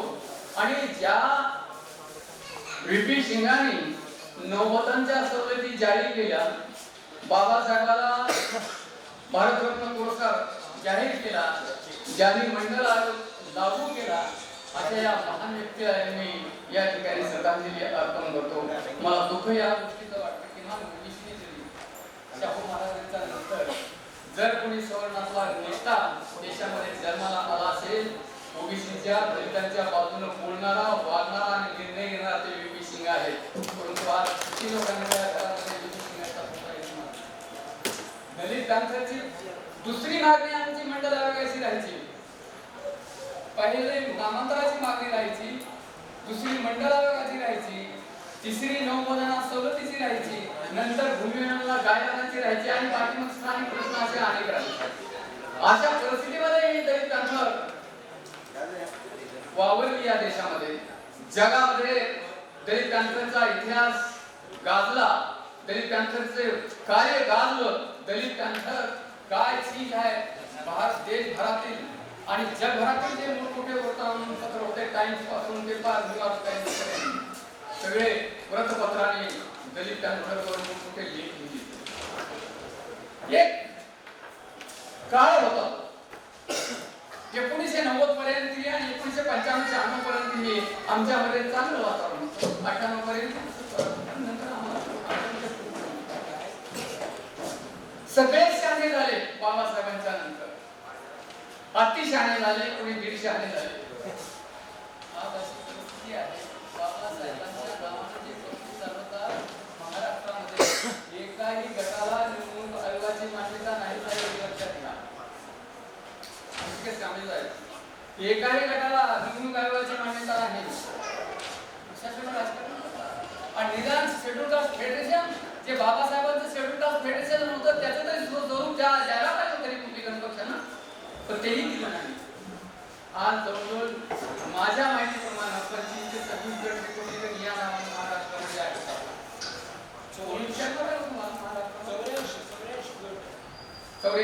म्हणजे ते बाकी संघटना बी आहेत त्याच्यामध्ये, पण राजकीय गट म्हणून इथे आहेत असे कोण विचारणार आहे आपल्याला? मला सांगा. महाराष्ट्रामध्ये दलितांची लोकसंख्या 13% आहे. 13%मध्ये बौद्धांची संख्या 6% आहे. 6%तल्या 2 दिवसाच्या बाळाने जरी मतदान केलं तरी तुम्ही निवडून येऊ शकता का? आणि निवडून येण्यासाठी जेवढं मतदान झाले त्याच्या 1/6 मतदान पडलं पाहिजे. व्यक्तीला असतात डिपॉझिट नंतर डिपॉझिट बघा ते निवडून झाले. वंचित डिपॉझिट जप्त झालं. 4% मतदान झाले, 4-4.5% मतदान झाले. कोण विचारतो आपल्याला? आज विधानसभेपासून लोकसभेपर्यंत हेच परिस्थिती आहे. इथं ओबीसी, दलित, इथले भटके विमुक्त, इथले मुस्लिम यांचं जे काही वाली म्हणून पुढारी पाहिजे होता त्याच विधानसभेमध्ये आणि लोकसभेमध्ये 84 खासदार दलितांचे आहेत आणि आदिवासींचे 47 आहेत. ओबीसीचे 120 खासदार आहेत. आज या देशामध्ये इथे पंतप्रधानांनी या देशाचा पंतप्रधान सरकारचे युनिट त्यांचं खाजगीकरण आणि निर्गुंजीकरण करण्याचं 26 युनिटचं निर्गुंजीकरण केलेलं आहे. खाजगीकरण केलेलं आहे. या खाजगीकरणामध्ये तुमचा आमचा काहीच आता संबंध राहणार नाही. संविधानामध्ये आपलं आरक्षण शाबूत आहे, परंतु या आरक्षणाचा लाभ दलितांना, आदिवासींना, ओबीसींना कसा मिळणार नाही याचं षड्यंत्र पद्धतशीरपणे रचलं जाते. आणि त्या अनुषंगानं आज संघाचे आणि इथे पंतप्रधानांचे मनसुबे हे आहेत की या लोकांना इथं दारिद्र्यात ठेवलं पाहिजे आणि यांना इथं नव्यानं पेशवाई आणली पाहिजे आणि हे शेवटी आमचे दास म्हणून हे करले पाहिजे. अशा पद्धतीने हे सध्या डावपेच चाललेले आहे. का म्हणून आज सरकारी जी युनिट आहे, सरकारी जे आपले उद्योग आणि उपक्रम आहेत त्याचं खाजगीकरण झालेलं आहे. खाजगीकरण झालं तिथं तुम्हाला आम्हाला आता संधी नाही आहे. तिथं तुम्हाला आम्हाला संधी आता यापुढे मिळणार नाही. निर्गुंजीकरणाचे तसंच आहे. केंद्र सरकारचे 50%च्या 1% पुढे जर शेअर्स असतील एखाद्या कंपनीमध्ये तर तिथं आपल्याला आरक्षण मिळतं. परंतु सरकार आपले शेअर्स आज कमी करू लागलेले आहे आणि त्या ठिकाणी पद्धतशीरपणे आरक्षण आपलं प्रभाव केले जात आहे. या पद्धतीने बोलायला तयार नाही. लोकसभेमध्ये बोला, तिथं कविता करून नाही जमतो. तिथं तुम्ही 1 लक्षवेधी सूचना मांडा साहेब. 1 लाखाचा मोर्चा रस्त्यावर काढणं आणि एखाद्या खासदारानं लोकसभेमध्ये लक्षवेधी सूचना मांडणं बरोबर आहे. सही आहे. आता आमच्या मित्रांनी सांगितलं तुमच्याजवळ लालूरांच्याजवळ काही काही कविता माझे मित्र लिहिले बरेच आम्ही चांगला माणूस होता सुरुवातीला, पण नंतर काय संगतीने माणूस बिघडत असतो तशा पद्धतीचं आज झालेला आहे. अनेक लोक बिघडलेले आहेत. पण ते जाऊ द्या, जे बिघडले ते बिघडले, पण जे शाबूत आहेत त्यांच्यासाठी आणि त्यांनी आता एकत्र येण्याची गरज निर्माण झालेली आहे. यावं लागेल. दलित, आदिवासी, भटके विमुक्त आणि मुस्लिमावर अत्याचार वाढलेले आहेत. आज एकेकाला करून मारण्याचा प्रयत्न होऊ लागला, त्यांना या देशातून हुसकावण्याचा प्रयत्न केला जात आहे. त्यांचे मानवी हक्क इतर तुटविण्याचा प्रयत्न होतो. मला एक आठवती घटना, नांदेडजवळ विष्णुपुरी गाव आहे. नामांतराच्या लढ्यामध्ये एक उदाहरण सांगतो आपल्या कुटीचं हे फार महत्वाचं उदाहरण आहे. कुटीचं नांदेडजवळ विष्णुपुरी म्हणायचं गाव आहे आणि नामांतर आंदोलनामध्ये सवर्णांनी दलितावर हल्ले केले. सुरुवातीला कुणावर हल्ला केला त्यांनी, एक मिनिट, गावातल्या सवर्णांनी बैठक घेतली. पहिल्यांदा लक्ष कुणाला करायचं तर सोमवंशी महाराज, आणि सोमवंशी महाराजच्या विरोधात मग सगळे बाकीचे पोटजातीचे महार आणि नंतर मागायला भडकावलं गेलं. पहिल्यांदा सोमवंशी महाराजांना गावाच्या बाहेर काढलं, माहीत काढलं, डबडं वाजत वेशीच्या बाहेर नेऊन टाकलं. नंतर मागाने डबडं वाढलं. तुम्ही तुमच्या जवळच्या माणसाला जर तुम्ही सहकार्य करत नसाल तर आम्हाला तर काय सहकार्य करतात, मागालाही मार ठोकून काढलं मागाने. आणि शेवटी हे सगळे लोक जेव्हा जिल्हाधिकारी कार्यालयासमोर बसले होते तेव्हा गंगाधर झाले, माईसाहेब आंबेडकर आणि मी तिथे गेलो तेव्हा रडत सांगत होते की साहेब तेव्हा आम्ही एकत्रित असतो हा प्रसंग करा. प्रसंग आले आपल्यावर लक्षात घ्या. आता एकमेकांचे गुन्हे काढून आपल्या हाती काहीच पडणार नाही. जे सोबत आले त्यांना सोबत घ्यावं लागेल आणि जे येणार नाही त्यांना तिथंच राहू द्या, त्यांना सोडू द्या. त्यांच्याबद्दल आपण फार क्षमा बाळगायची नाही, त्यांची काही फिकर करायची नाही. आणि म्हणून मला असं वाटतं मी जास्त बोलणार नाही. माझे 2-3 मुद्दे चांगल्या आपण मागण्या केलेल्या आहेत. माझे मागणार मी या ठिकाणी सभागृहामध्ये मागणी मांडणी करणार आहे. केंद्र सरकारनं ज्या ज्या उद्योगाचं खाजगीकरण केलेलं आहे ते सगळे उद्योगपतींना एकही जमीन न देता पुन्हा या खाजगी उद्योगांचं राष्ट्रीयकरण करण्याची मागणी आपण केली आहे. पुन्हा राष्ट्रीयकरण न्यायालयाचं केलं पाहिजे. का होत नाही? शेतकरी मागच्या 1 वर्षापासून आंदोलन करू लागलेले, त्यांच्यासाठी कायदे केलेले, सरकारने मागे घेण्याची घोषणा केलेली आहे. काल मंत्रिमंडळाने तो निर्णय घेतलेला आहे. उद्या 29 पासून संसदेचं अधिवेशन सुरू होणार आहे, त्याच्यामध्ये रद्दबातल करण्याचा विचार आहे. मग हेही खाजगीकरण केलेले उद्योग मी पुन्हा याचं सरकारीकरण केलं, राष्ट्रीयकरण केलं पाहिजे, ही आपली मागणी असली पाहिजे आणि ते आपण जबाबदारी पाहिजे तर आपल्याला आरक्षण मिळणार हे आपण. आणि दुसरी गोष्ट अशी आहे ते आपल्या समाजामध्ये अर्थशास्त्रज्ञ बरेच आहे, प्राध्यापक बरेच आहे, अर्थशास्त्राचे प्राध्यापक खूप आहे, परंतु बाबासाहेबांच्या अर्थकारणावर बोलणारे कुणी दिसत नाही. महाराष्ट्राचं बजेट किती आहे, केंद्र सरकारचं बजेट किती आहे आणि त्यातून आपल्याला किती वाटा मिळाला पाहिजे आणि किती मिळतोय त्याच्यावर कोणतीही बोलायला तयार नाही सध्या. मी उदाहरण तुम्हाला सांगतो की देशाचं 2021-22चं बजेट 35 लाख कोटी रुपयाचं आहे. 35 लाख कोटी बघा किती सुविधा वापरतात. आणि आपली दलितांची लोकसंख्या आहे 15%. योजना खर्च जो आहे तो 45% असतो. या 45%ची रक्कम जी आहे त्याच्यातली आम्हाला 15% द्या ना, आमच्या वाट्याला द्या. आणि तो देण्यासाठी विशेष कायदा करा अशी मागणी समाजामध्ये मी करीत आहे. दलितांचं जे बजेट आहे त्या दलितांचं बजेट 15% वेगळं करा आणि त्यासाठी कायदा करा. हे बजेट पुन्हा हेडवर खर्च करता कामा नये अशा पद्धतीचे हे बजेट तुम्ही येत्या अधिवेशनामध्ये हे आपलं विधेयक मांडा अशा पद्धतीची मागणी करणार आहे. आणि महाराष्ट्राचे तसंच आहे. महाराष्ट्राचं या वर्षीचं बजेट आहे 1 वर्षाचं बरं. या वर्षीचं बजेट आहे 4,38 कोटी रुपयाचं, लाख कोटी रुपयाचं.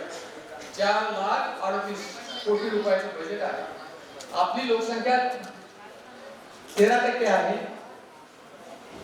ओबीसीची लोकसंख्या जवळजवळ आता 7-7.5% झालेली आहे. अहो त्यांना लोकसंख्येच्या प्रमाणात बजेटमध्ये स्थान द्या ना आणि त्यासाठी कायदा करा. त्यासाठी कायदा करा अशी आपण महाराष्ट्र सरकारला आपण मागणी केली पाहिजे. पण आज गंमत अशी आहे की नेताही मागणी करीत नाही, कुणी आमदारही मागणी करीत नाही. 29 आमदार अनुसूचित जातीचे आहेत महाराष्ट्रामध्ये, कुणीच सभागृहामध्ये बोलायला तयार नाही. का? आदिवासीचे 24 आमदार आहेत महाराष्ट्राच्या विधानसभेमध्ये, कुणी बोलायला तयार नाही. मालक काय बोलतील याची यांना भीती आहे. पूर्वी मांगा महारामध्ये येसकर राहायचे बघा, येसकर राहायचे. दिवस मावळला की देवाला बाजा करायचे, हातात दोंडी आणि काठी घेऊन भाकरी मागत फिरायचे रस्त्यात गावामध्ये आणि आलेल्या भाकरीवर जगायचे. अशा पद्धतीचे त्यावेळेचे जे येसकर होते, त्यावेळेचे आताचे येसकर जे आहेत का नाही, हे पांढऱ्या कपड्यातले आपल्यातले येसकर हे अत्यंत घातक झालेले आहेत. गप्प राहिलेले आहेत, गप्प राहतात. उन्हात घोड्यानं कोबरा धरावा अशा पद्धतीचे हे आमचे आमदार खासदार आहेत. आणि म्हणून या आमदार खासदारांचे जे काय आहे त्यांचं अस्तित्व आम्हाला माहिती नाही. आणि म्हणून आमचं म्हणणं आहे 1932 ला बाबासाहेब आंबेडकर आणि गांधीमध्ये जो पुणे करार झाला तो पुणे करार रद्द करा आणि दलितांनी दलितासाठी जे काही राष्ट्रीय मतदारसंघ आहे तिथे फक्त दलिताच्या उमेदवाराला दलितच मतदान करतील, आदिवासीच्या उमेदवाराला आदिवासी उमेदवार करतील, तेव्हा खरे उमेदवार आमचे तिथे निवडून जातील. नाही तर कोणी बोलणार नाही साहेब, कोणी तुमच्याबद्दल बोलणार नाही, आमच्याबद्दल बोलणार नाही. आणि म्हणून माझी तुम्हाला सगळ्यांना विनंती आहे की पुन्हा एकदा दलित पॅनथरने जे काही आंदोलन त्यावेळेला उभं केलं होतं त्या पद्धतीचं आंदोलन पुन्हा एकदा आपल्याला सुरू करण्याची गरज आहे. या ठिकाणी आता पॅनथर जातीचे आहे असं सांगण्याचं कारण नाही, तेव्हाही नव्हती बरं, तेव्हाही नव्हती एका जातीची. याची फाटी तुम्हाला माहित असते. भारतीय दलित पॅनथरच्या स्थापनेमध्ये फार मोठा वाटा होता. विठ्ठलराव साठे मातंग समाजाचे होते, भारतीय दलित पॅनथरच्या स्थापनेमध्ये त्यांचाही हिस्सा राहिलेला आहे. अनेक जातीचे माणसं होते, मुस्लिम होते, ओबीसी होते, सगळ्या जाती धर्माचे माणसं होते. आणि म्हणून हा दलित हा जो शब्द आहे का नाही, आता कोर्टाने मला वाटतं त्याच्यावर बंदी काहीतरी घातल्या कोणीतरी, आता त्यांना मी काही बोलणार नाही. परंतु दलित शब्द हा काही दलितांच्या म्हणजे मागावरचे संबंध नाही. सगळ्या जाती सगळ्या धर्मातील जे वंचित उपेक्षित लोक आहेत, जे बहिष्कृत आहेत, त्यांचा समूह म्हणजे दलित. अशी भारतीय दलितांनी व्याख्या केली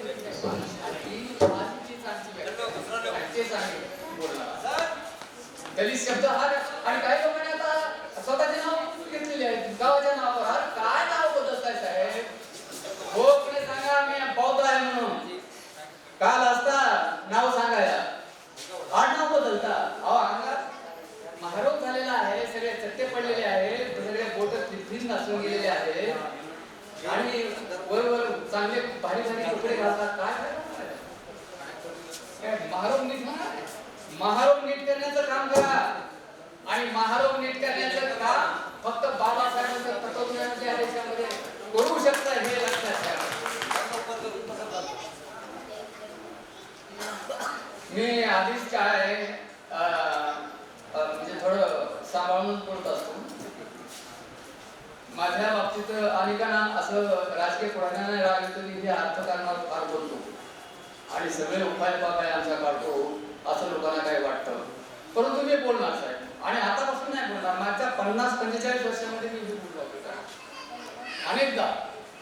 अनेकदा बोललेलो आहे. ते करणार मी. बाबासाहेबांचा अनुयायी आहे, अण्णाभाऊ साठेंचाही अनुयायी आहे, बुद्धांचाही अनुयायी आहे, राजर्षी शाहू महाराजांचा अनुयायी आहे, फुलेंचा अनुयायी आहे. मी भक्त नाही बाबासाहेबांचा, अंधभक्त तर मुलीच नाही. उगा जय भीम बोलून तिथे विचारलं असं म्हणणाऱ्यापैकी मी नाही.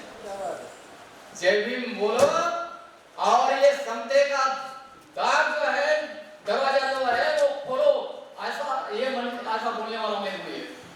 आणि म्हणून मी या ठिकाणी जास्त बोलणार नाही. आज जे काका काकांनी चालणारे जे माणसं आहेत का नाही 2 टक्केवर, त्यांना एकच विनंती करणार आहे की कब तक चलोगे किनारे किनारे.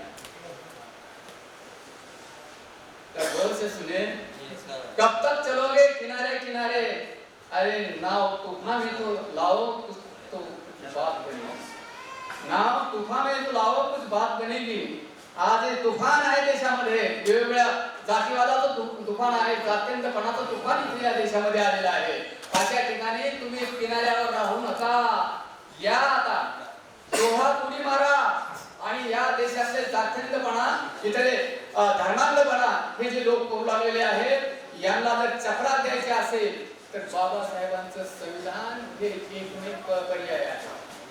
आणि इथं बाबासाहेबांचं संविधान उद्ध्वस्त करण्यासाठी नागपूरकर फार कटून बसलेले आहेत. नागपूरकर म्हणजे समजलं असेल तुम्हाला. बाबासाहेबांचं संविधान त्यांना नको आहे, त्यांना त्यांची मनुस्मृती पाहिजे. गोळवलकरांनी एक पुस्तक लिहिले बंच ऑफ थॉट. त्यांच्यामध्ये ते म्हणतात की या देशातली 95% लोक हे दारिद्र्याखाली राहिले पाहिजे, गरिबीत राहिले पाहिजे. ते फक्त जिवंत आहेत याचंच त्यांना समाधान असलं पाहिजे बघ. आणि फक्त या देशाची सर्व क्षेत्रातली सत्ता जी आहे 5% लोकांच्या हातात असली पाहिजे. आणि म्हणून मोदींनी जे काही प्रकार आला नाही खासगीकरणाचा, अंबानी अदानीला मानधन देण्याचे भयानक आहे. एक मिनिट सांगणार आहे. लोक आज महाराष्ट्र आपल्या संपूर्ण देशामध्ये 2014 मध्ये 27 कोटी लोक हे दारिद्र्याखाली होते. आज त्यांची लोकसंख्या 75 कोटी झालेली आहे. 21चा आकडा आहे. आणि मी बोलतोय लोकसभेतला जे काही कामकाजाचं आहे, कामकाज जे आहे त्याचा आकडेवारी सांगतोय. आज 75 कोटी लोक आज गरिबी आणि दारिद्र्याखाली भारतात आहेत. त्याच वेळेला या 2 वर्षामध्ये अदानीची संपत्ती जी आहे ना साहेब 102% वाढलेली आहे. त्या कोणाची बातमी वाचल्या अदानी आपल्या आशियामध्ये सगळ्यात मोठा भांडवलदार उद्योगपती झालेला आहे. त्याने आता अंबानीलाही मागे टाकलेला आहे. काय एअर इंडिया अदानीला घेऊन टाकला, बंदर त्याला घेऊन टाकले. पॉवर हाऊसेस जे आहेत, पॉवर निर्मिती ज्याला म्हणतो का नाही, वीज निर्मितीचे जे केंद्र आहेत त्याला हवाली करून टाकले. अनेक असे केंद्र मोदींनी त्यांना देऊन टाकले. अंबानीचे तसंच आहे. आणि तिथं तुम्हाला आरक्षण नाही साहेब, खाजगी क्षेत्रात आरक्षण नाही. आणि म्हणून एक लक्षात घ्या, इथं एका म्हणजे जिथं खड्डा होतो तिथंच मातीचा ढीग होत असतो. इथं विषमतेचा खडा पडलेला आहे आणि इथं अदानी आणि अंबानी सारखे जे ढीग पडलेले आहेत का नाही मातीचे, हे पुन्हा हे मातीचे ढीग खड्ड्यात टाकायला लागतील. आणि ते काम तुम्हाला करावं लागेल. लक्षात घ्या, बाबासाहेबांचे अर्थकारण नाही. बाबासाहेब आपण फक्त घटनेचे शिल्पकार आहेत आणि बौद्धांचा स्वीकार केला इथपर्यंत आपण मांडणी करतो. परंतु बाबासाहेब अर्थशास्त्रज्ञ होते, याकडे मात्र आपलं दुर्लक्ष आहे. आणि म्हणून अर्थकारण जर करायचं असेल या देशामध्ये तर बाबासाहेबांना शिकवावं लागेल. आणि बाबासाहेबांच्या अर्थकारणाशिवाय हा देश पुढे जाणार नाही. इथले दलित असोत, आदिवासी असोत, भटकेमुक्त असोत, ओबीसी असोत, बाबासाहेबांचं अर्थकारण या देशातल्या लोकांना, राज्यकर्त्यांना मान्य करावंच लागेल. आम्हाला मागे सोडून तुम्हाला पुढे जाता येणार. आणि कसं जाणार तुम्ही तेही आम्ही लक्षात घेऊ, तेही आम्ही बघून घेऊ. तुमचे विचार मिळाले आम्ही राहणार नाही. आणि हीच वेळ आज आलेली आहे. आपण इथं आलात, त्याबद्दल सगळ्यांना धन्यवाद. मोठ्या जिद्दीनं आपण आता उभा टाकणार आहोत एक नवीन ऊर्जा केंद्र. हे भारतीय दलित हो, एक भूमीचं केंद्र भारतीय दलित होतो हो. आणि अन्य अत्याचाराच्या विरोधात एक बुलंद आवाज महाराष्ट्रामध्ये पुन्हा एकदा उठावा अशी मी आपल्याकडे सर्वांना अपेक्षा व्यक्त करून मी माझे भाषण या ठिकाणी समाप्त करतो. जय भीम, जय संविधान, जय भारत. धन्यवाद कमिशनर. आणि यानंतर ज्याची आपण प्रतीक्षा करत आहोत आमचे सुप्रसिद्ध साहित्यिक विचारवंत, नेहमी सदाकदा पाठीशी उभे राहणारे आमचे प्राध्यापक डॉक्टर ऋषिकेश कांबळे सर यांना अशी नम्र विनंती आहे की त्यांनी आपल्या मुलाचे भविष्य या ठिकाणी व्यक्त करावे. छत्रपती शिवराय आणि राजर्षी शाहू महाराज आणि ते धर्म, जात, पंथ आणि संप्रदायाच्या पिढीकडे जाऊन जो कोणी या देशाचा नागरिक असेल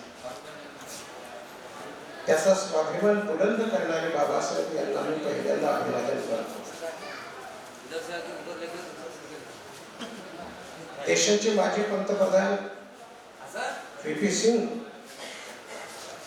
आणि आमचा लढवय्या पॅंथर उमाकांत लढवी या दोघांचंही मी स्मरण करतो.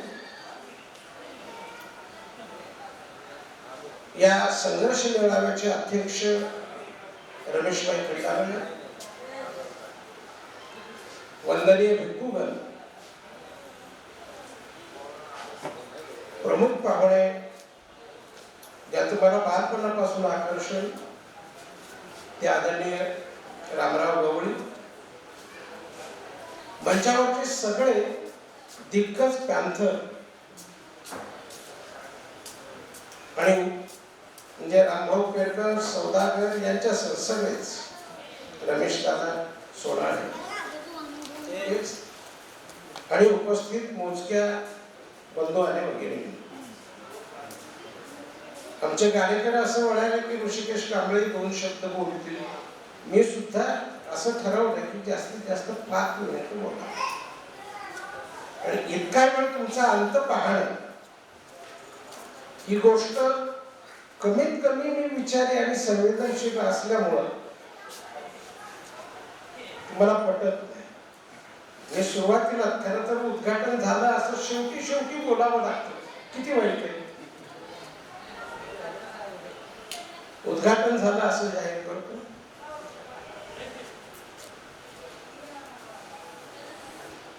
गेल्या 3.5 तासापासून आपण सगळ्यांची भाषणं ऐकली. जवळपास 16 भाषणं झालेली आहेत.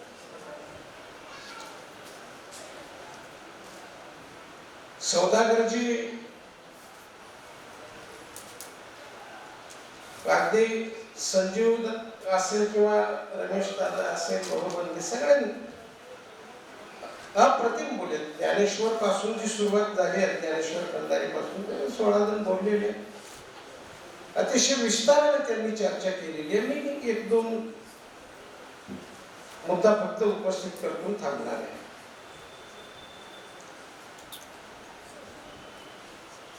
असं आहे की हा निळा झेंडा कुणाचा आहे?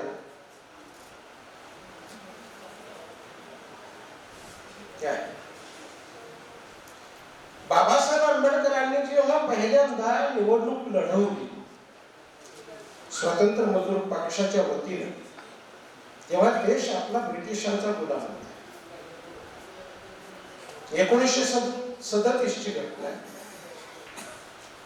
तेव्हापासून हा निळा झेंडा आहे. हा निळा झेंडा कुणाचा आहे? हा निळा झेंडा बाबासाहेबांनी दिलेला आहे. बालाजी आचार्य आहेत आपल्या लातूर जिल्ह्यातल्या एका जिल्हा परिषदेच्या सदस्याने,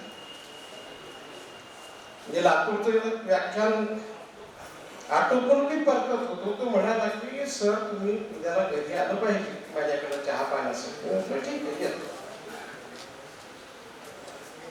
गेलो.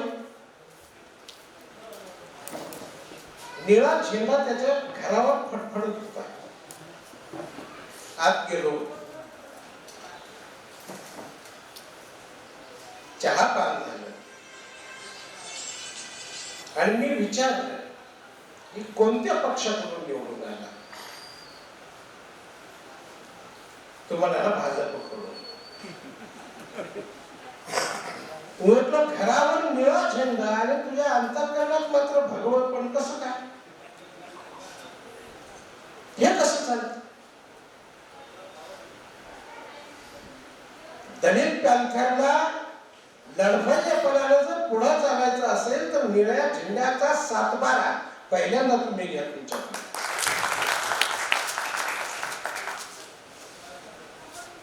राजकीय पक्ष जर व्यभिचार करत असतील, वेशेच्या पद्धतीने वागत असतील, तर त्यांच्या झेंड्याबरोबर तुमचा झेंडा जातोच कसा काय? आणि कोणता नेता हा निळा झेंडा, बाबासाहेबांचा निळा झेंडा जिंकतो? रामभाऊ जबाबदारीने बोलतोय. काय वेळ यावी ही तुमच्यावर? एकत्र आलं पाहिजे. मिसळून फुटलेले नसायचं अशा वेळी, अशा काळात, त्या काळातल्या पौगंड अवस्थेतला पोट्याला सुद्धा वाटायचं मी प्यालथळ, ज्याला मिशी आली नाही.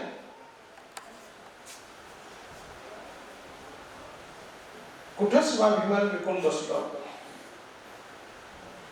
तीनदा एकीकरण झालं, तीनदा फुटलं. तीनदा फुटल्यानंतर वामनदादा माझ्याकडेच होते, वामनदादा करणं. आणि पहाटे पहाटे मी उठल्यानंतर मला ऐकवलं, सर कसं आलंय बघा. कुठलं ऐकवलं? ध्रुवपद होत, भीमाचं पोरग जाग असावं. किती जागे, किती जागे.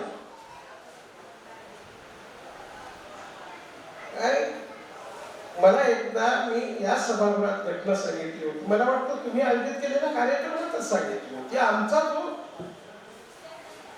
अध्यक्ष असतो की नाही, त्याचं अस्तित्व गल्लीत नसतं, तालुक्यात नसतं, विभागात नसतं, राज्यात नसतं, पण त्याचा पक्ष मात्र अखिल भारतीय असतो. आणि तो अध्यक्ष अखिल भारतीय असतो.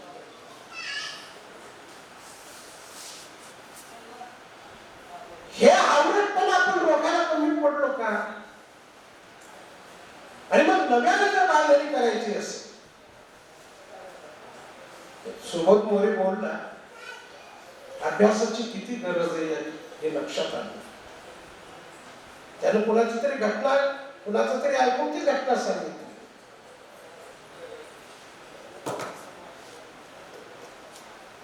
लंडनच्या टाइम्स नावाच्या वर्तमानपत्राचा भारतातला मुख्य प्रतिनिधी बर्कली याने एकाच दिवशी 2 महापुरुषांच्या तारखा घेतल्या होत्या मुलाखतीसाठी. एक होती गांधीजीची मुलाखत. महादेवभाई देसाई हे त्यांचे पीए. त्यांनी सांगितलं की 9:30 वाजता या. बर्कले हे अतिशय शिस्तीचा होता. तो 10-15 मिनिटं आधी पोहोचायचा. तो गांधीजीकडे पोहोचला 9:20 ला. त्याच बर्कलेनं बाबासाहेब आंबेडकरांची वेळ घेतली होती. बाबासाहेब म्हणाले होते की रात्री 11:30 वाजता. रात्री 11:30 वाजता या म्हटल्यानंतर बर्कलेचे डोळेच विस्फारले. रात्री 11:30 वाजता.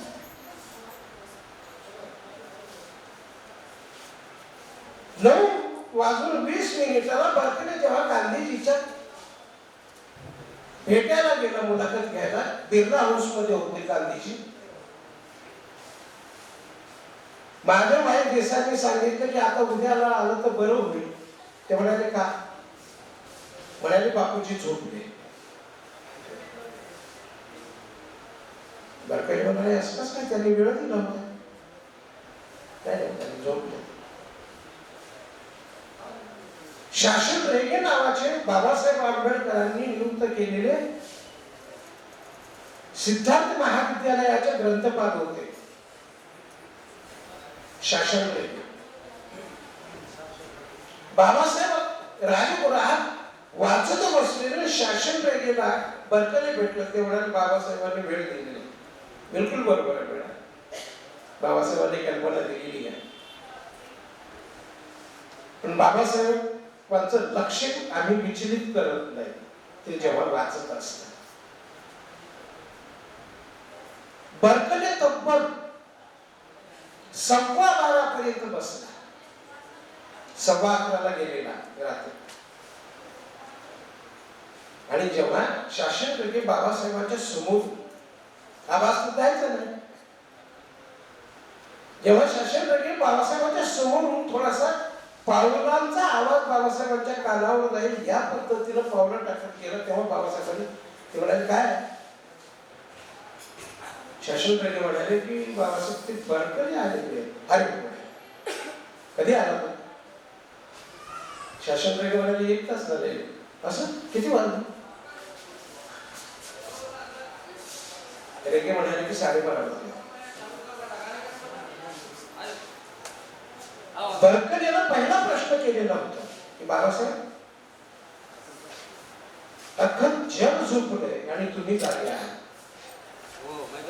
गांधीजीकडे गेलो होतो, गांधीजीच्या पिढीला असं सांगितलेलं होतं, अख्खं जग झोपलं तुम्ही जागे. कसं काय? बाबासाहेब असं म्हणाले की ज्याचा समाज जागा आहे त्याचा नेता झोपलेला चालू शकतो, पण ज्याचा समाज झोपलेला आहे त्याच्या नेत्याला जागा असलं पाहिजे म्हणून जागतो. आपल्याला कशासाठी संघटित व्हायचं, कशासाठी लढायचं हे कळलं पाहिजे आणि त्याच्यासाठी केडरची आवश्यकता असते. काही बोलायला नको.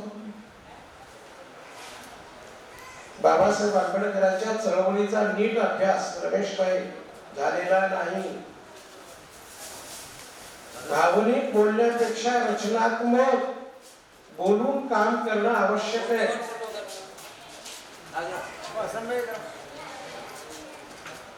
फार आवश्यक. म्हणून काय काय करायला लागेल पुढच्या काळामध्ये? अनेक नेत्यांनी मला एकदा उत्तम कांबळेंनी फोन केला, जाहीर सांगतो. त्या काळात ते दैनिक सकाळचे मुख्य संपादक होते. ते म्हणाले की आंबेडकरी चळवळीवर मला एक लेख लिहायचा ऋषी. आपली घटक आता किती आहेत? मी म्हटलं काय नाही, अजून 100 झाले नाही. म्हणाले अजून 100 झाले नाही म्हणजे किती आहेत? मी म्हटलं फक्त 84 अजून होतील 100.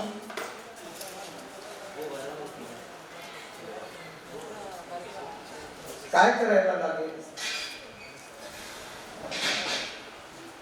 आपल्याला पहिल्यांदा ज्यांनी साखर झोपेत समाज केले त्यांना सरळ करावं लागणार आहे. आणि हे सरळ कधी होतील? या गटानं यांच्याशी निवडणुकीत युती केली, निळा झेंडा लागला की त्याला जाऊन विचारायचं समाजाचं कोणतं हित तुझ्या युतीनं साधलं जाणार आहे म्हणून तू युती केली. नसेल तर निळा झेंडा का दिला? जोपर्यंत आपल्या नेतृत्वाच्या मनात धडकी भरणार तुम्ही वागणार नाही तोपर्यंत नेते सरळ होणार नाही. मग तो रक्ताचा असू द्या की रक्ताचा नसू द्या. मला एका कार्यकर्त्याने एक मेसेज असा केला, रमेश भाई संपर्क तुम्ही दोन मध्ये नाही राहू द्या चालू द्या तुमचं. आता मेसेज कार्यक्रम आहे का तुमचा?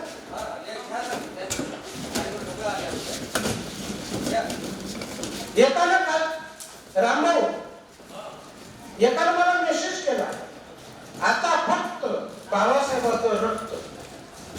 मी इतका चिंतित झालो. त्याचा मेसेज मला आलेला मोबाईलवर 9:15 झालेली रात्रीची. मी म्हटलं कार्यकर्ताच आहे, 9:15च्या सुमाराला आपण त्याला फोन करणं हे काय आपल्या सुसंस्कृत बसणार नाही. नाद आहे का रात्रीचे? दुसऱ्या दिवशी त्याला सकाळी 9:10 वाजता मी फोन केला. मी म्हटलं तुझा मेसेज मिळाला. म्हटलं सध्या वय किती तुझं? तो म्हणाला 57 वर्ष. 57 वर्ष. ए दादा तो म्हणाला 57 वर्ष. म्हटलं चळवळीत कधी आला? तो म्हणाला ओठ पिळेल तर दूध निघेल अशा काळात. मी म्हटलं ते नको सांगू मला, वाक्प्रचार नको सांग, नेमकं वय सांग. तो म्हणाला 15व्या वर्ष. मी म्हटलं आता 57 वय तुझं वय. 15व्या वर्षी आला याचा अर्थ तू 42 वर्ष चळवळीत काम केलंस. म्हणे हो. मी म्हटलं ही 42 वर्ष बाबासाहेबांचं रक्त म्हणून काम केलं की मनुष्य रक्त म्हणून काम केलं. मी पद्धतीनं आपल्याला चळवळीचं मूल्यमापन करता आलं पाहिजे. बाबासाहेब समजून घेऊन त्याच्या विचाराची पेरणी करता आली पाहिजे. रामराव गवळी सरांनी काही इशारे आपल्याला दिलेले आहेत. आमचे बालाजी आचार्य बोलता बोलता असं म्हणाले की घटना बदलून येण्याचे प्रयत्न सुरू आहेत. प्रयत्न नाही ना, ते फार पुढे गेले. 110 जी.आर. तुमच्या विरोधात आहे आणि एकही जी.आर. संसदेत चर्चा न करता केलेला आहे. आणि म्हणून भाई तुमची वाटचाल साधी सोपी नाही. मी यासाठी सांगतो, थोडस कडवट वाटणं हरकत नाही. मागे पुढे आपलीच मंडळी तुमचं कंबरडं मोडण्याचा प्रयत्न करणार. हे असतं नेतले निखारे पहिल्यांदा कशी सोडवायची ते बघा. क्रमांक 2 असा आहे की तुमचा कार्यकर्ता हा केडरचा कार्यकर्ता झाला पाहिजे. बाबासाहेब काय म्हणाले, बाबासाहेबांना काय अपेक्षित होतं, म्हणजे ही इथं या सगळ्यांना जाहीर सभांची सवय आहे, केडरची नाही. आणि तुम्ही जर ते करत असाल तर केडर साठीचा वेळ मी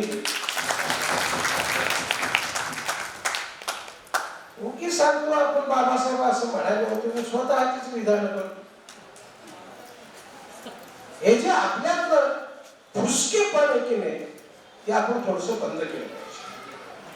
बाबासाहेब या तारखेला इथे इथं असं म्हणालेले आहेत आणि हेतू काय होता हे ठोसपणे तुम्हाला सांगता आलं पाहिजे. जर मोहन भागवतांच्या मनात धडकी वाटली. तुमच्या माहितीसाठी सांगतो, रमेश भाईला माहिती आहे, जुलै महिन्यामध्ये मी RSSच्या सरसंघचालक मोहन भागवतांना एक पत्र लिहिले, इंग्रजी आणि मराठी. बाईंना ते पाठवलेलं आहे. मला अनेक जण असं म्हणाले की मोहन भागवतांना का पाठवलं. मी त्यांना त्या पत्रामध्ये हिंदू या शब्दाचा अर्थ सुद्धा सांगितला आहे. हिंदू म्हणजे सेवक, दास किंवा गुलाम असा त्याचा अर्थ आहे. हा मूळ फारसी शब्द आहे. फारसी शब्द हिंदू हा मूळ भारतीय भाषेतला नाही. कोणतं राष्ट्र निर्माण करायचंय त्यांना करू द्या त्यांना. म्हणून अभ्यास जर असेल तर त्यांच्या गुरुजाला सुरू लावता येऊ शकतो, अन्यथा नाही. म्हणून केडर असं पाहिजे. खूप वेळ झालेला आहे, मला याची जाणीव आहे. मित्रांनो, वाटचाल तुमची अतिशय अवघड आहे, सोपी समजू नका. आणि रमेश दादा जसं म्हणाला ना, रमेश दादा 65 वर्षाचं वय आहे, गोष्ट खरी आहे. पण बाबासाहेबांच्या विचारांची ठमरीन विचारांचं रक्त जर असेल ना तर ती माणसं 100 वर्ष सुद्धा जगतात. 100 वर्ष सुद्धा जगतात. जाता जाता एवढंच सांग, आपण मरताना आपण बाबासाहेबांशी बेईमानी केली नाही अशा भावनेनं मरा.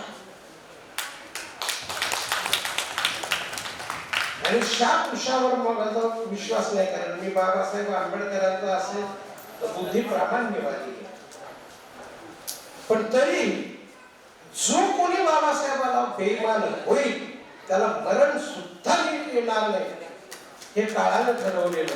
कसं वागायचं.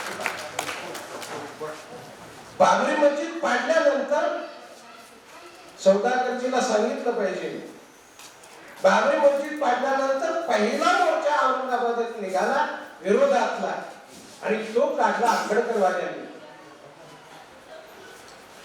महाराष्ट्रातल्या मुसलमानांनी त्यावेळी त्या मोर्चाला साथ केली असती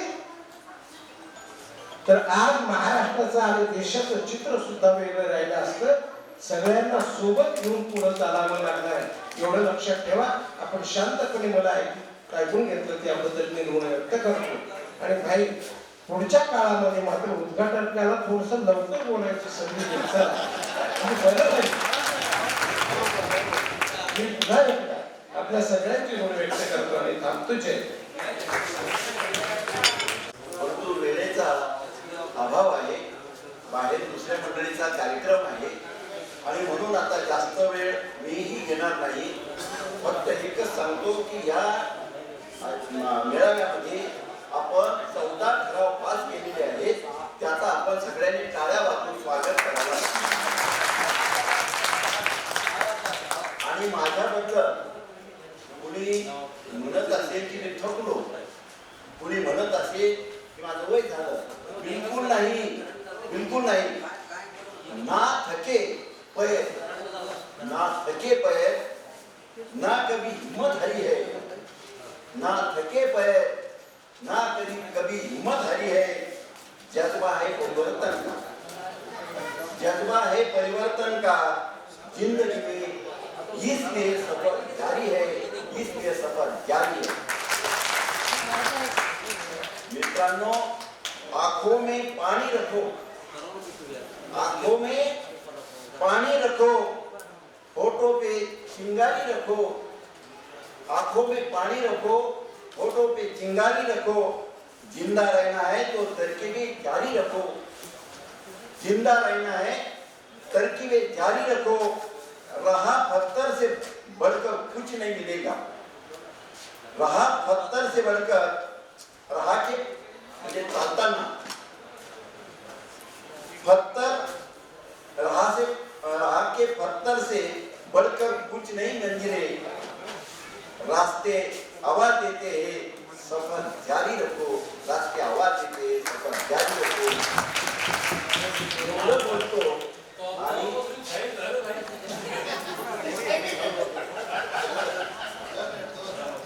राम भाऊ, जेव्हा तुम्ही भेटले तुमच्या सौंदर्यावर फिदा झालो आणि तेव्हापासून शायरी आणि हे सफर जारी रखो, सफर जारी रखो. जय हिंद. आपण सर्व मनपूर्वक भाषण ऐकली. आपल्या सर्वांचे आभार. धन्यवाद. 2 मिनिटं लक्ष द्या कॅमेराकडे सगळे. पहिले चिडलेले